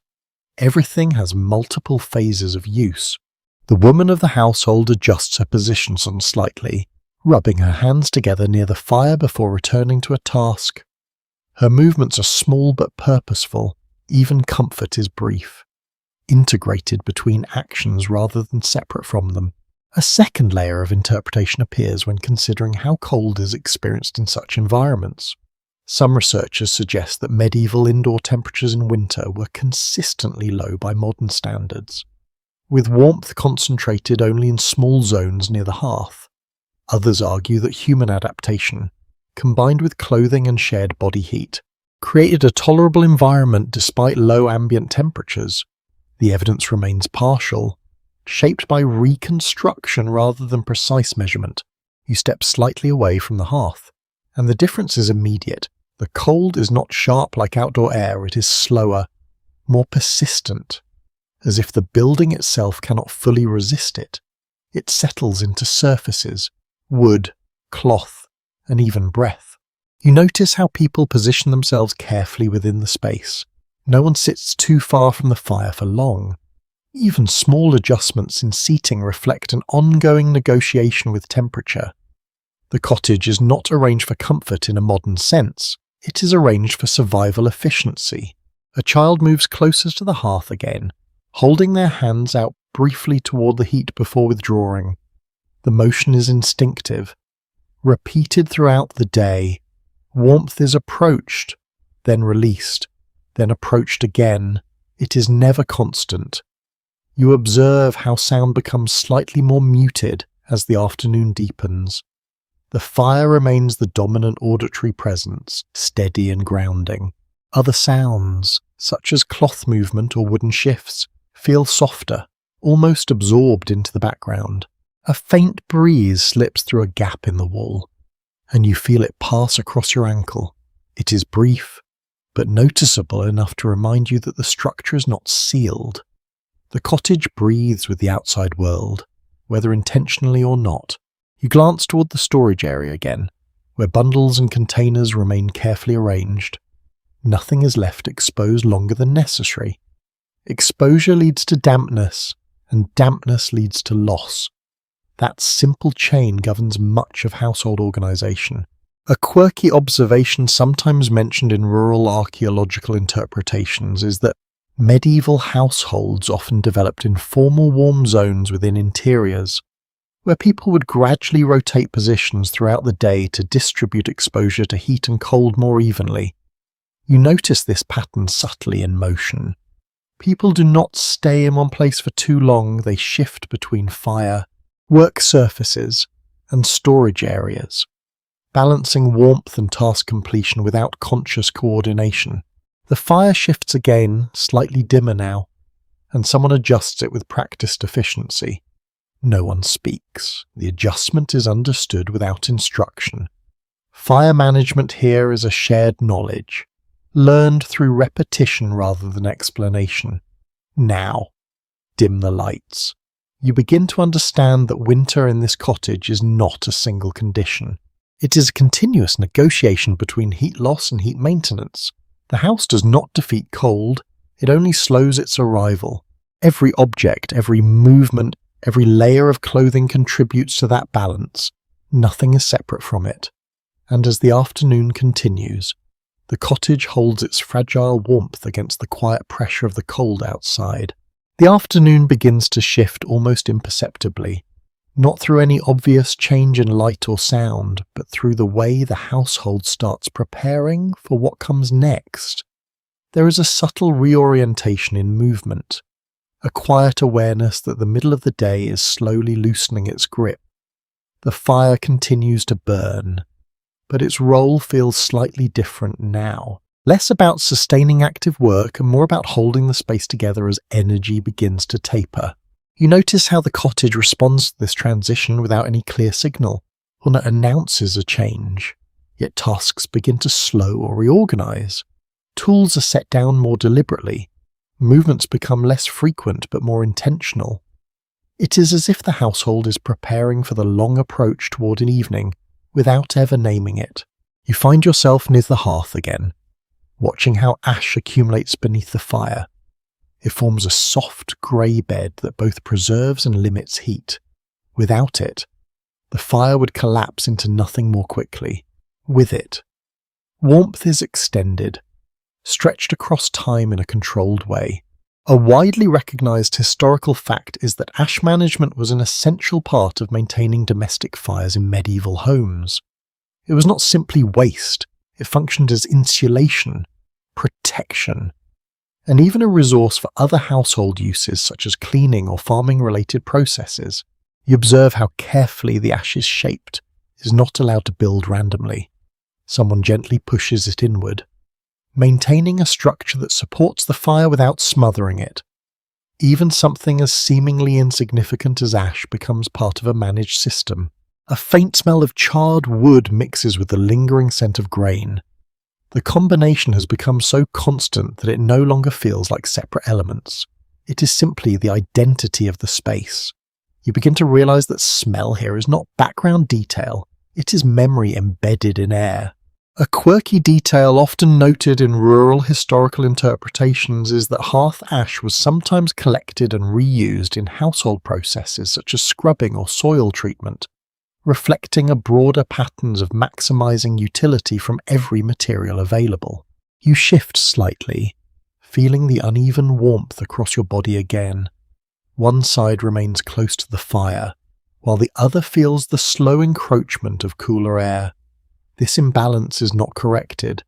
It is simply managed through position and awareness. Near the wall, weaving continues, though at a slower pace than earlier. The rhythm of thread passing through frame remains steady, but the intensity has softened. Each motion feels more reflective, as if the urgency of earlier labour has eased.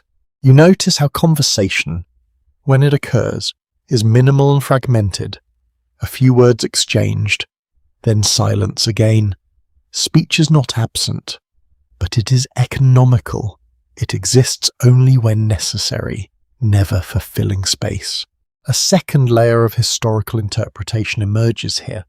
Some researchers suggest that medieval rural households experienced a clear distinction between labour-heavy and maintenance-heavy parts of the day, while others argue that such divisions were fluid and depended more on immediate need than structured routine. The evidence remains interpretive. Drawn from incomplete records and material traces, you glance toward the sleeping area briefly. It remains unchanged, but its meaning shifts as the day moves forward. What was a resting space becomes a reminder of later need, of the eventual return to darkness and shared warmth. A child moves across the room carrying a small object, then pauses briefly near the hearth before continuing. The movement is unremarkable, yet it reinforces how fluid space is within the cottage. Nothing is assigned a single purpose for long. You begin to notice how the cottage holds multiple temporal layers at once. Morning still lingers in memory through used tools and remnants of food preparation. Midday exists in ongoing tasks. Evening is already present in preparation and expectation. Time is not linear here, it overlaps. A faint shift in air pressure moves through the structure as wind presses briefly against the walls. The sound is subtle, almost indistinguishable from the creak of wood. The house responds without movement, absorbing the force rather than resisting it. A quirky observation sometimes highlighted in studies of medieval domestic environments is that household routines often aligned unconsciously with environmental cues, such as light changes, temperature drops, and animal behaviour. Rather than any formal timekeeping system, you realize that attention itself functions as a form of timing. People adjust not because of clocks, but because of accumulated sensory signals that indicate change. The fire flares briefly as another small piece of fuel is added. The light expands across the room for a moment, then settles again into its usual restrained glow. Shadows react instantly, shifting and stretching before returning to their familiar positions. You notice how no one reacts strongly to this change. It is expected. Fire behaves unpredictably, yet within a familiar range. Everyone understands its patterns without needing to discuss them. Now, dim the lights. You remain within the softened rhythm of the afternoon, where everything feels slightly slower but still active. The cottage does not pause, but it no longer pushes forward with earlier intensity. Instead, it holds its balance, preparing quietly for the next transition, and in that steady holding. The day continues its slow descent toward evening. The afternoon begins to shift almost imperceptibly, not through any obvious change in light or sound, but through the way the household starts preparing for what comes next. There is a subtle reorientation in movement, a quiet awareness that the middle of the day is slowly loosening its grip. The fire continues to burn, but its role feels slightly different now. Less about sustaining active work and more about holding the space together as energy begins to taper. You notice how the cottage responds to this transition without any clear signal. No one announces a change, yet tasks begin to slow or reorganize. Tools are set down more deliberately. Movements become less frequent but more intentional. It is as if the household is preparing for the long approach toward an evening without ever naming it. You find yourself near the hearth again, watching how ash accumulates beneath the fire. It forms a soft grey bed that both preserves and limits heat. Without it, the fire would collapse into nothing more quickly with it. Warmth is extended, stretched across time in a controlled way.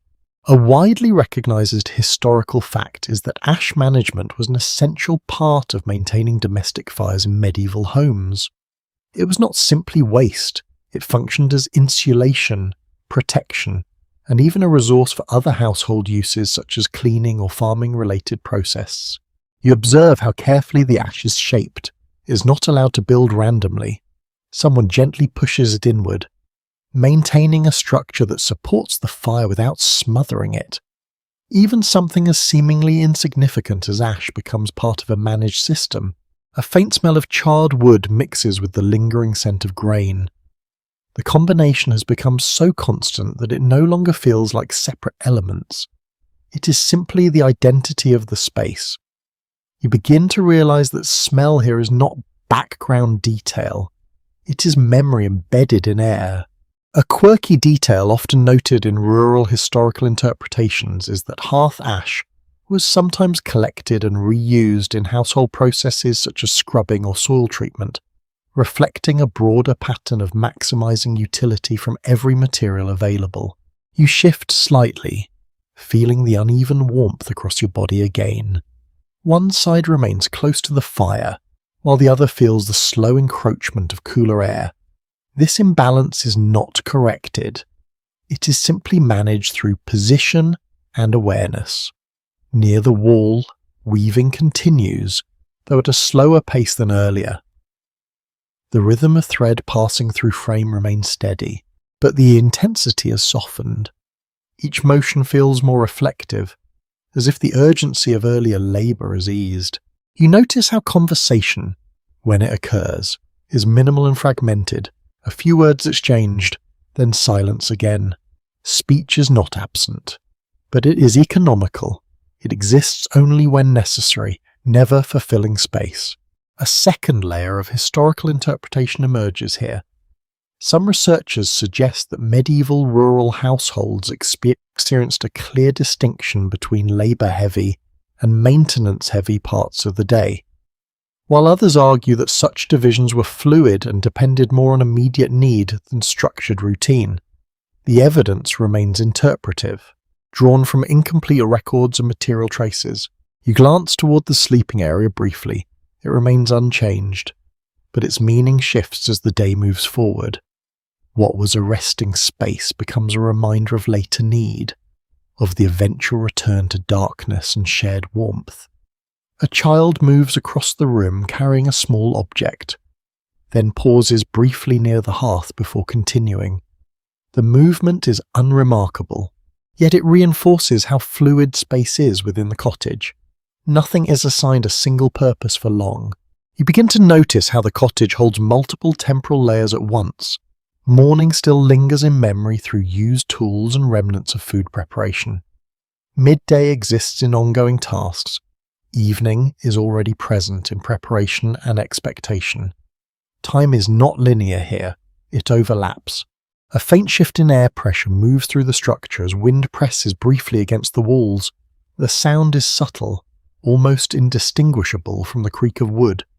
The house responds without movement, absorbing the force rather than resisting it. A quirky observation sometimes highlighted in studies of medieval domestic environments is that household routines often aligned unconsciously with environmental cues such as light changes, temperature drops, and animal behaviour, rather than any formal timekeeping system. You realise that attention itself functions as a form of timing. People adjust not because of clocks, but because of accumulated sensory signals that indicate change. The fire flares briefly as another small piece of fuel is added. The light expands across the room for a moment, then settles again into its usual restrained glow. Shadows react instantly, shifting and stretching before returning to their familiar positions.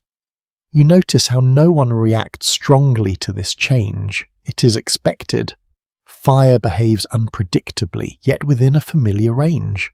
Everyone understands its patterns without needing to discuss them. Now dim the lights.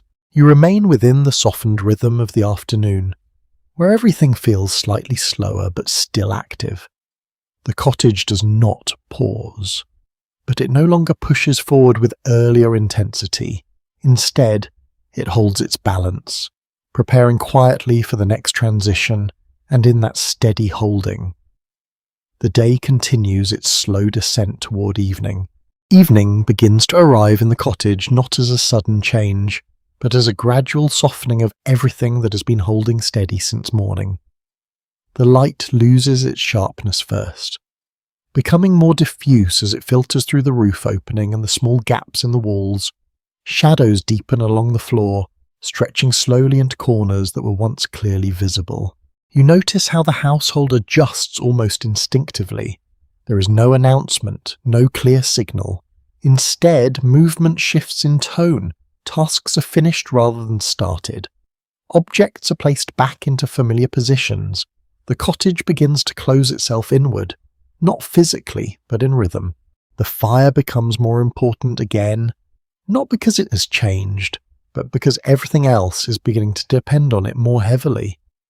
A widely accepted historical fact is that evening hours in medieval households were among the most fire-dependent parts of the day, as daylight could no longer support work or visibility.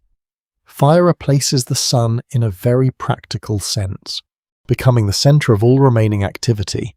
You step closer to the hearth and feel the warmth more intensely than before. It is no longer uneven in a distracting way. It feels concentrated, as if the cottage is drawing inward toward it. The woman tending the fire adds a few pieces of wood, not to expand it, but to stabilize it for the long hours ahead. A faint smell of soot and grain thickens in the air. It is familiar now, almost comforting in its repetition. You realize that scent here is not something that changes dramatically over time. It builds slowly until it becomes part of memory itself. A quirky detail often mentioned in rural domestic studies is that evening fire maintenance was often more deliberate than daytime tending.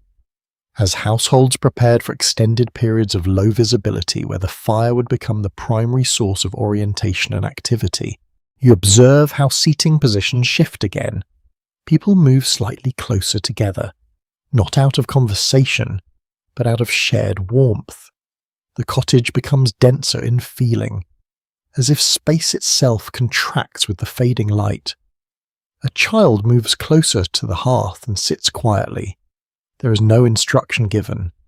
This movement is learned behaviour, repeated daily until it becomes automatic. Proximity to fire is not only about comfort, but about survival as temperature drops outside. You notice how sound becomes softer as evening deepens. The earlier variety of noises from tools and movement is replaced by a more uniform background rhythm.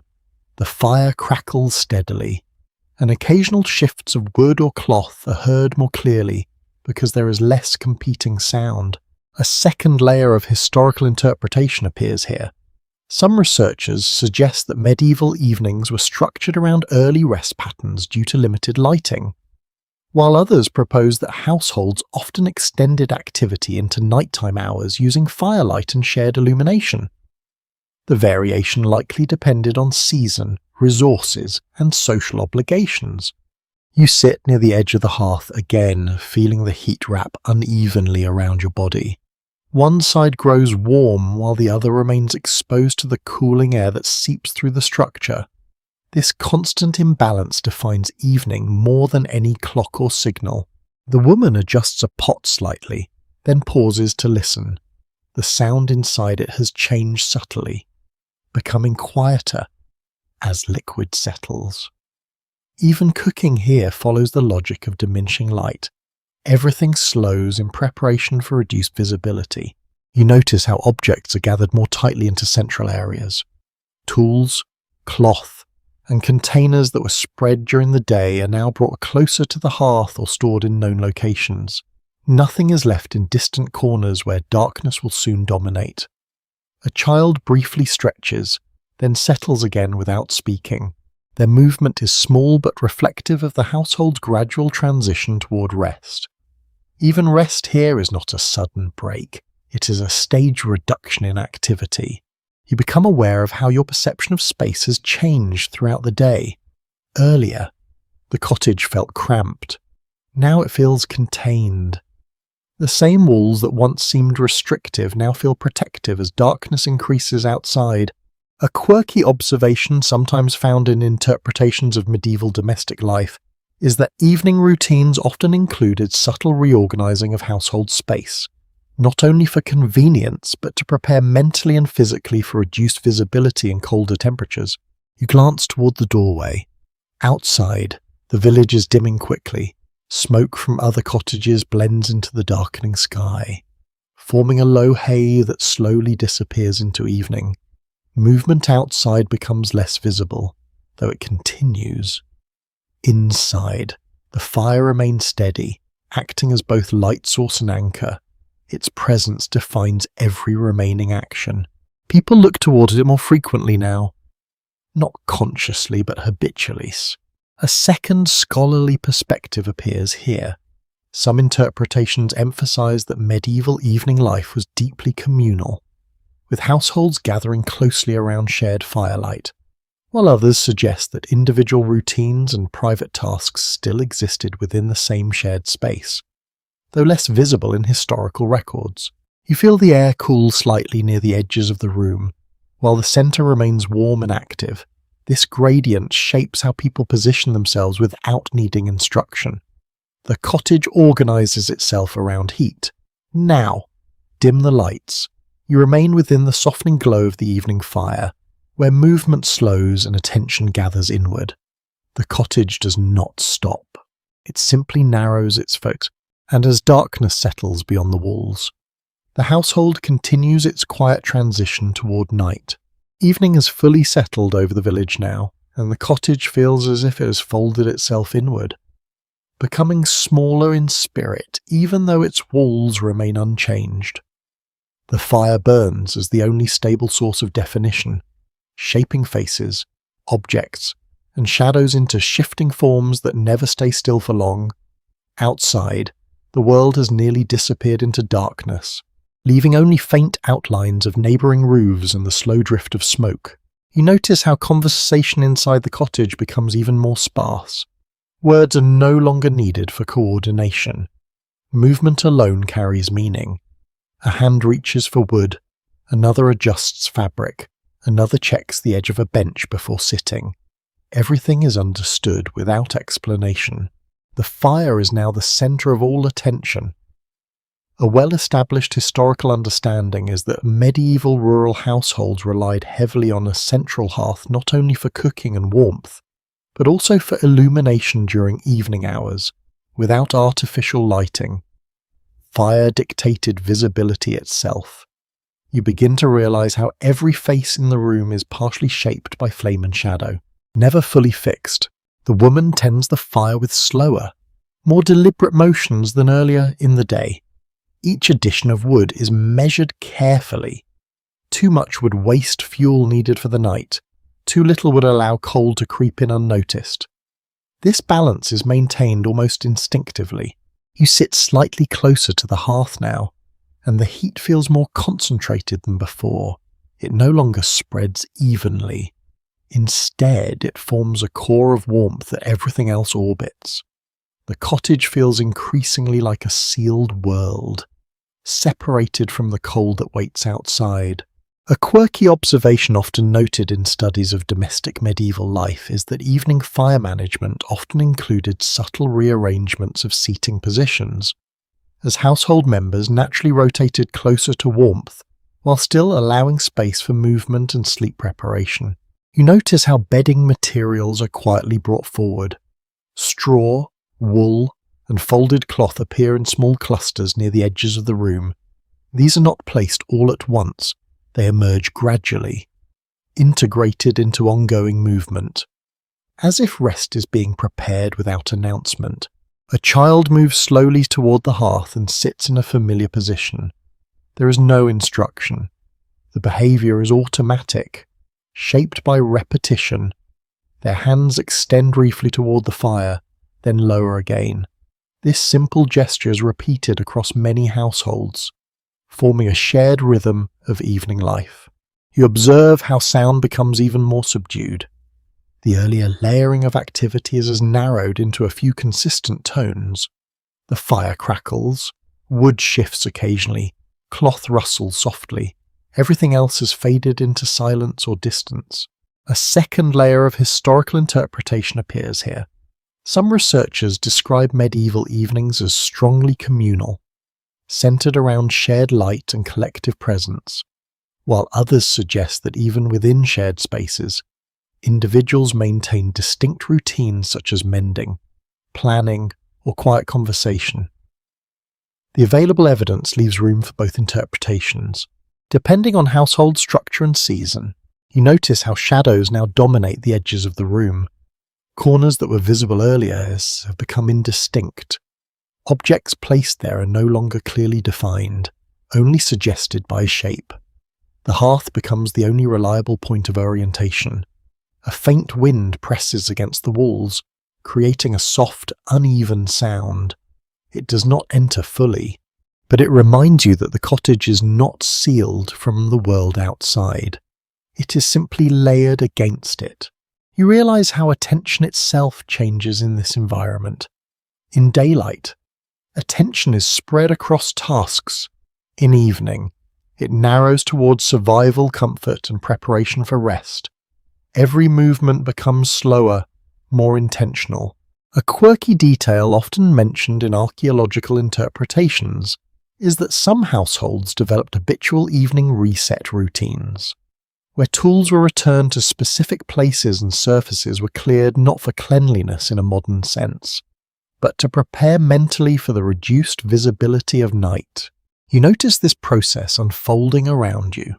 Surfaces are cleared, items are grouped, nothing is left scattered in darkness-prone areas. The cottage begins to organize itself for low-light conditions. A second scholarly perspective suggests that medieval households often relied on memory-based spatial awareness at night, where people navigated interiors through repeated familiarity rather than visual clarity. The layout of the home was known through touch, sound, and habit. You shift slightly, feeling the heat change as someone adds another small piece of fuel. The fire responds gently, brightening for a moment before settling again into steady glow. Shadows react instantly, then stabilize.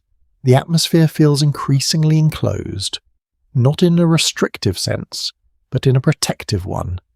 The cottage is no longer simply a workplace. It has become a shelter from the expanding dark. Now, dim the lights. You remain in the softened core of the evening, where firelight defines space and movement slows into preparation for night. Nothing stops, but everything narrows in focus. And as darkness deepens beyond the walls, the cottage holds its quiet, steady rhythm. Night has now fully arrived outside the cottage, and the world beyond the walls feels almost erased, replaced by a dense quiet that presses gently against the structure. Inside, the fire becomes the only true source of certainty. Its glow flickers across beams, baskets, and faces, reshaping everything into soft movement and shifting shadow. The cottage no longer feels like part of a village. It feels like its own enclosed universe. You notice how everyone inside has moved closer together, not in conversation, but in shared presence. Evening labour has ended. What remains is maintenance of warmth, small adjustments, and quiet waiting before sleep. The transition from work to rest is not marked by a single moment. It happens gradually, like a tide receding without sound.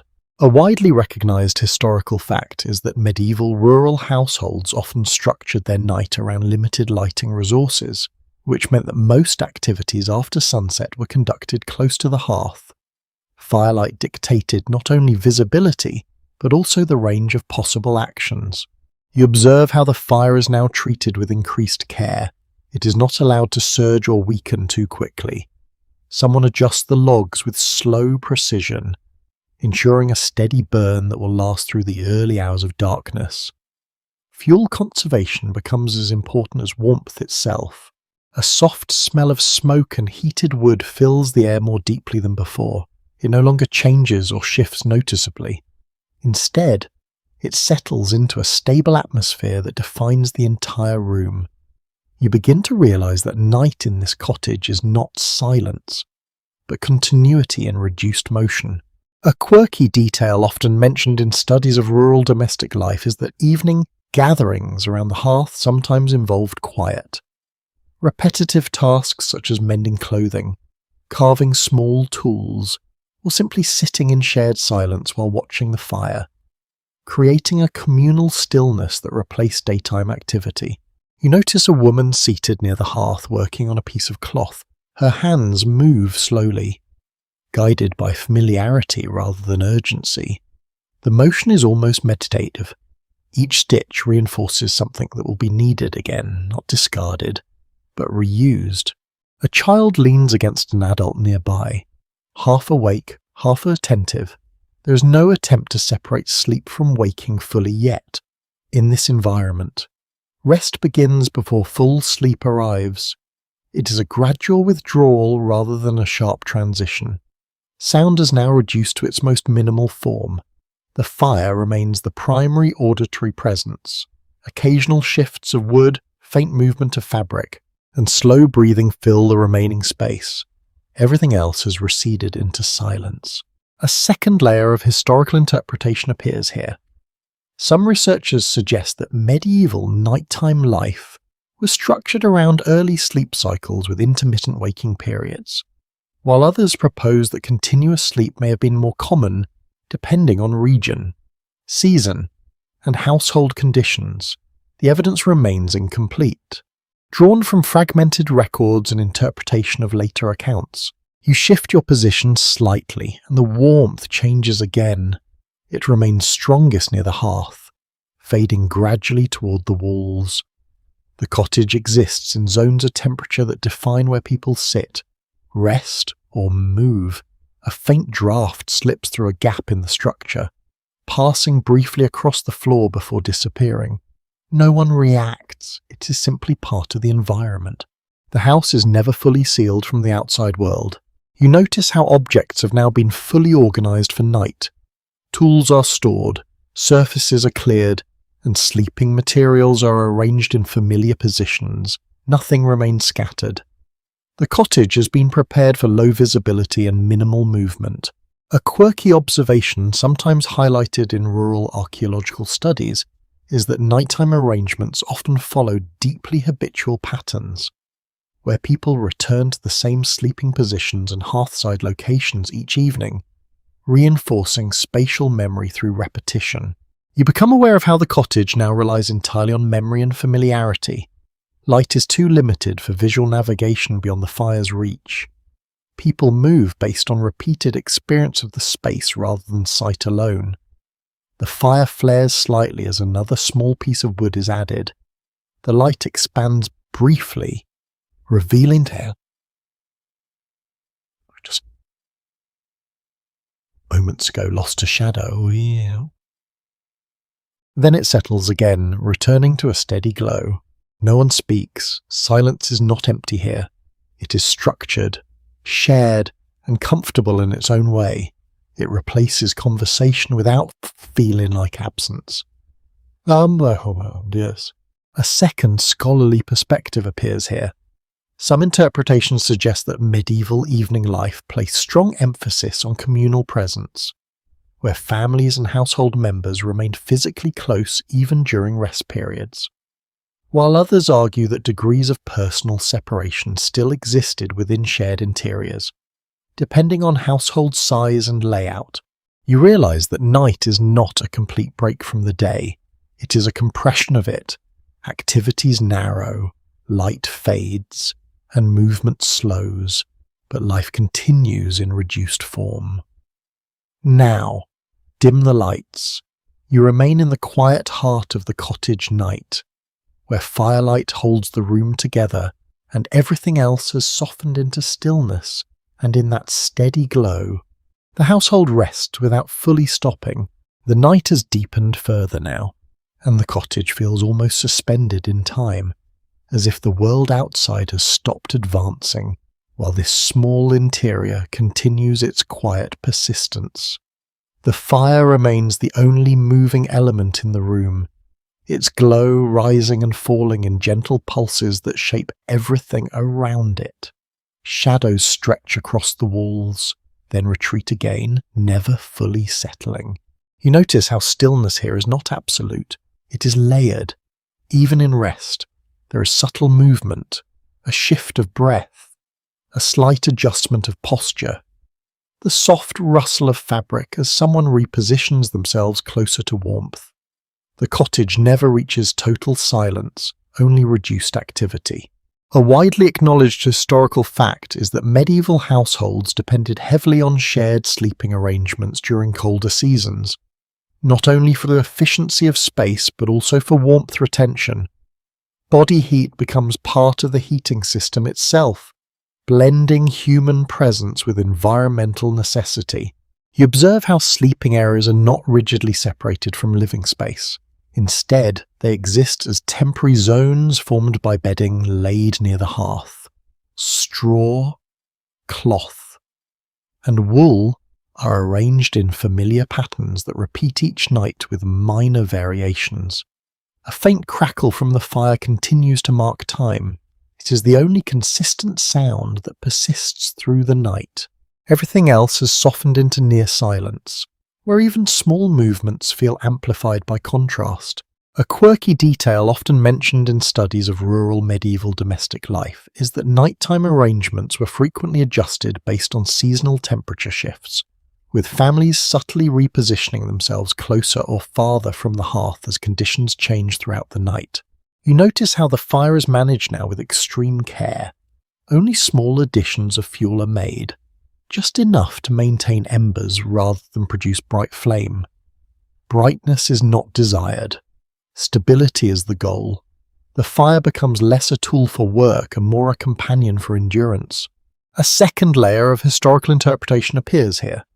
Some researchers propose that medieval sleeping patterns often included segmented rest, where individuals might wake briefly during the night before returning to sleep, while others suggest more continuous sleep cycles depending on household structure and seasonal demands.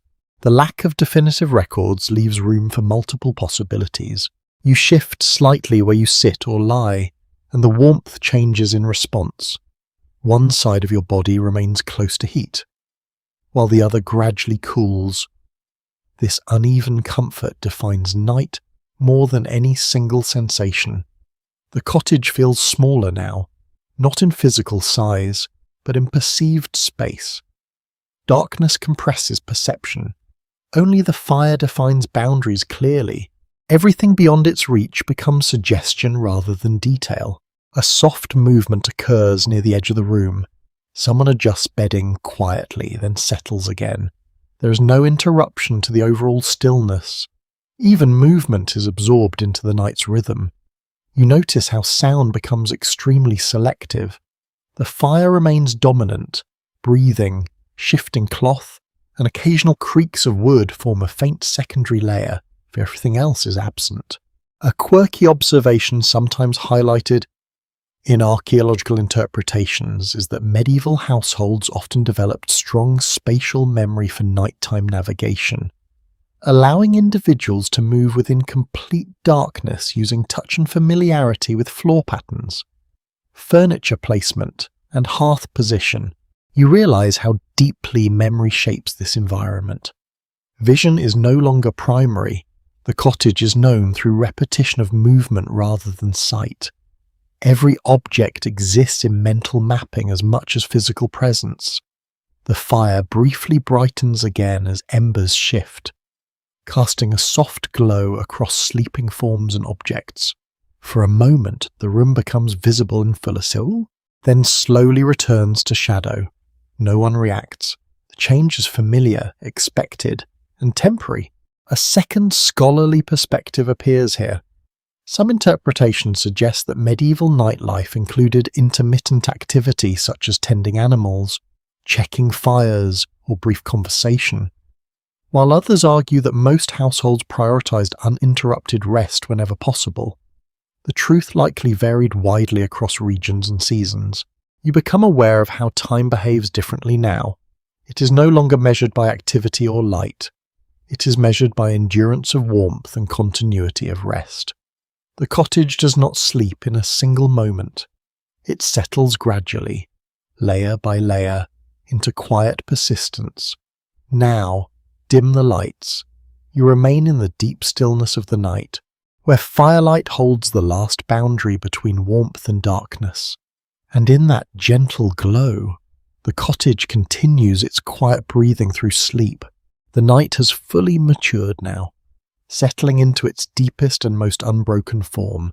Inside the cottage, time feels almost dissolved, replaced by a steady rhythm of warmth, breath, and firelight that no longer tries to define hours or direction.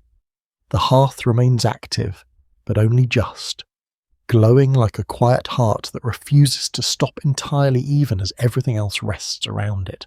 You notice how sleep here is not a single unified state. It arrives in layers. Some bodies are still fully at rest, others shift between waking and drifting, and a few remain half aware of the fire's presence. The cottage holds all of these conditions at once without conflict. Nothing demands uniformity. A widely recognized point in medieval domestic studies is that nighttime life in rural households was structured around maintaining a central heat source, rather than complete darkness or silence. Especially in colder regions where fire was essential for survival through long winter hours. You observe how the bedding arrangements formed soft, irregular clusters near the hearth. Straw and cloth are shaped into nests of warmth, adjusted earlier in the evening and now settled by use. People are positioned according to comfort, familiarity, and proximity to heat rather than any formal arrangement. The fire gives a low, steady glow. It is no longer bright enough to illuminate the entire room, only enough to outline forms and suggest space. Shadows no longer move quickly. They linger, barely shifting, as if the room itself has slowed its breathing. A faint crackle occasionally breaks the silence, and even that sound feels distant, softened by exhaustion and stillness. The cottage is not empty of life, but it is reduced to its most minimal expression. A small observation often noted in rural historical reconstructions is that night fires were carefully maintained in such a way that embers could survive until morning, reducing the need to restart fire from scratch, which was both time-consuming and resource-intensive in medieval households. You notice how someone stirs slightly, adjusting a blanket or shifting position closer to warmth. The movement is slow, almost unconscious, and does not disturb the overall stillness. It is absorbed immediately into the room's rhythm. A second layer of interpretation appears here. Some researchers suggest that medieval sleep was often segmented, with periods of waking in the night used for reflection, prayer, or quiet tasks, while other interpretations argue that uninterrupted sleep was more common than often assumed, especially in households with stable fire conditions and sufficient warmth. You begin to feel how the cottage itself seems to hold sleep. The walls, beams, and floor all contribute to a sense of enclosure that supports rest rather than interrupting it. Even the smoke that lingers in the upper space feels still, as if suspended. A faint movement near the hearth reveals someone adding a small piece of fuel. The fire responds gently, brightening for a moment before returning to its subdued state. The change is minimal, but it briefly reshapes the entire room, bringing edges back into partial visibility. A quirky detail often mentioned in studies of historical domestic life is that households sometimes placed glowing embers under protective ash layers overnight, a method that preserved heat while reducing flame, allowing fire to be revived quickly in the early morning without full rekindling. You notice how this careful balance between flame and ember defines the entire night. Too much fire would waste fuel, too little would invite cold into the space. Everything depends on restraint. The cottage soundscape is now almost entirely internal, breathing, faint shifts of fabric, the occasional creak of wood responding to temperature changes. Outside, the village is silent in a way that feels expansive rather than empty. You realize how deeply the body becomes part of this environment. Warmth is not just external, it is shared, accumulated, and redistributed among those resting near the hearth. Even stillness contributes to temperature regulation. A second scholarly perspective appears here. Some interpretations emphasize that medieval households relied heavily on collective sleeping arrangements as a practical response to environmental conditions, while others suggest that social and familial structures also shaped how space and warmth were shared during night hours. You notice how the fire's glow dims slightly again, settling into a lower, steadier state. The room becomes more dependent on memory than sight. Shapes are no longer fully visible, they are recognized rather than seen. Even silence feels structured now. It is not absence, but a shared condition that everyone inside the cottage participates in without effort. Now dim the lights, You remain in the deep interior of the night, where warmth is maintained through care rather than intensity, and rest continues in quiet, overlapping layers. And in that enduring stillness, the cottage holds its final hours before dawn. The night begins to loosen its grip, not abruptly, but through the faintest thinning of darkness at the edges of the cottage. You cannot see dawn arrive all at once. Instead, it reveals itself in small negotiations with shadow, as if the world outside is slowly remembering how to be visible again. Inside, the fire has changed its character. It is no longer a living blaze, nor even a steady source of warmth. It is something quieter now, a bed of glowing embers holding onto the last memory of heat. The cottage feels suspended between two states, one ending and one not yet begun. You remain near the hearth, where the air carries a mixture of ash, wool, and the lingering scent of grain that never fully leaves this place. The smell has become less distinct over time, blending into a single familiar atmosphere that defines the entire interior. A well-established historical understanding is that early morning in medieval rural households often began before full sunrise, especially in colder seasons, when fires needed to be revived and livestock required attention. The day does not wait for light. It begins through necessity. You notice movement returning slowly, a shift of fabric, a quiet repositioning of limbs. Someone near the hearth stirs first, not with urgency, but with practiced routine. The body seems to remember what the day requires before the mind fully awakens. The fire is carefully revived, not rebuilt, but endured. A small breath of air, a few dry twigs, and the embers respond reluctantly at first, then with growing confidence. Flame returns in thin, fragile lines before strengthening into something more stable. A faint observation often made in archaeological interpretations of domestic life is that the earliest moments of the day were among the most labour-sensitive, as maintaining fire continuity determined whether cooking, heating, and basic household function could resume efficiently. You watch as light slowly returns to the room, not the sharp brightness of modern mornings, but a soft, uneven glow that expands gradually across walls, beams, and sleeping forms. Shadows retreat, but they do not vanish immediately. They withdraw like tide water. The sleeping arrangements begin to dissolve into wakefulness, not in unison, but in staggered moments.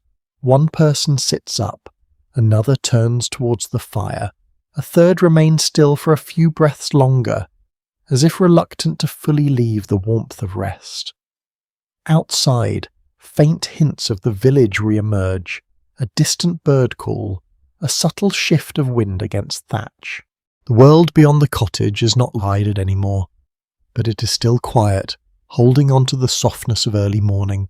A quirky detail often highlighted in studies of historical rural environments is that dawn routines frequently overlapped with remnants of nighttime maintenance, meaning that fire tending, bedding adjustment, and food preparation often blended into a continuous transition rather than separate tasks. You notice how the cottage resists sharp division between night and day. There is no clear boundary where sleep ends and work begins. Instead, everything flows through gradual change, shaped by light and heat rather than clocks. The woman of the household adjusts herself near the hearth, checking the fire's stability. Her movements are slow but precise, shaped by repetition across countless mornings. Nothing about it feels new, yet nothing feels automatic in a careless sense either. It is attentive repetition. You become aware of how the structure of the cottage responds to returning daylight. Cracks in the walls grow more visible. Objects regain definition. The space expands visually, even though its physical size remains unchanged. A second layer of interpretation appears here. Some researchers suggest that medieval daily cycles were deeply tied to environmental cues such as light and temperature, while other interpretations emphasize the role of social obligation and agricultural demand in structuring early morning activity. Both influences likely overlapped in practice. You shift slightly, feeling the temperature change as the fire grows stronger. Warmth spreads unevenly again, reclaiming the center of the space.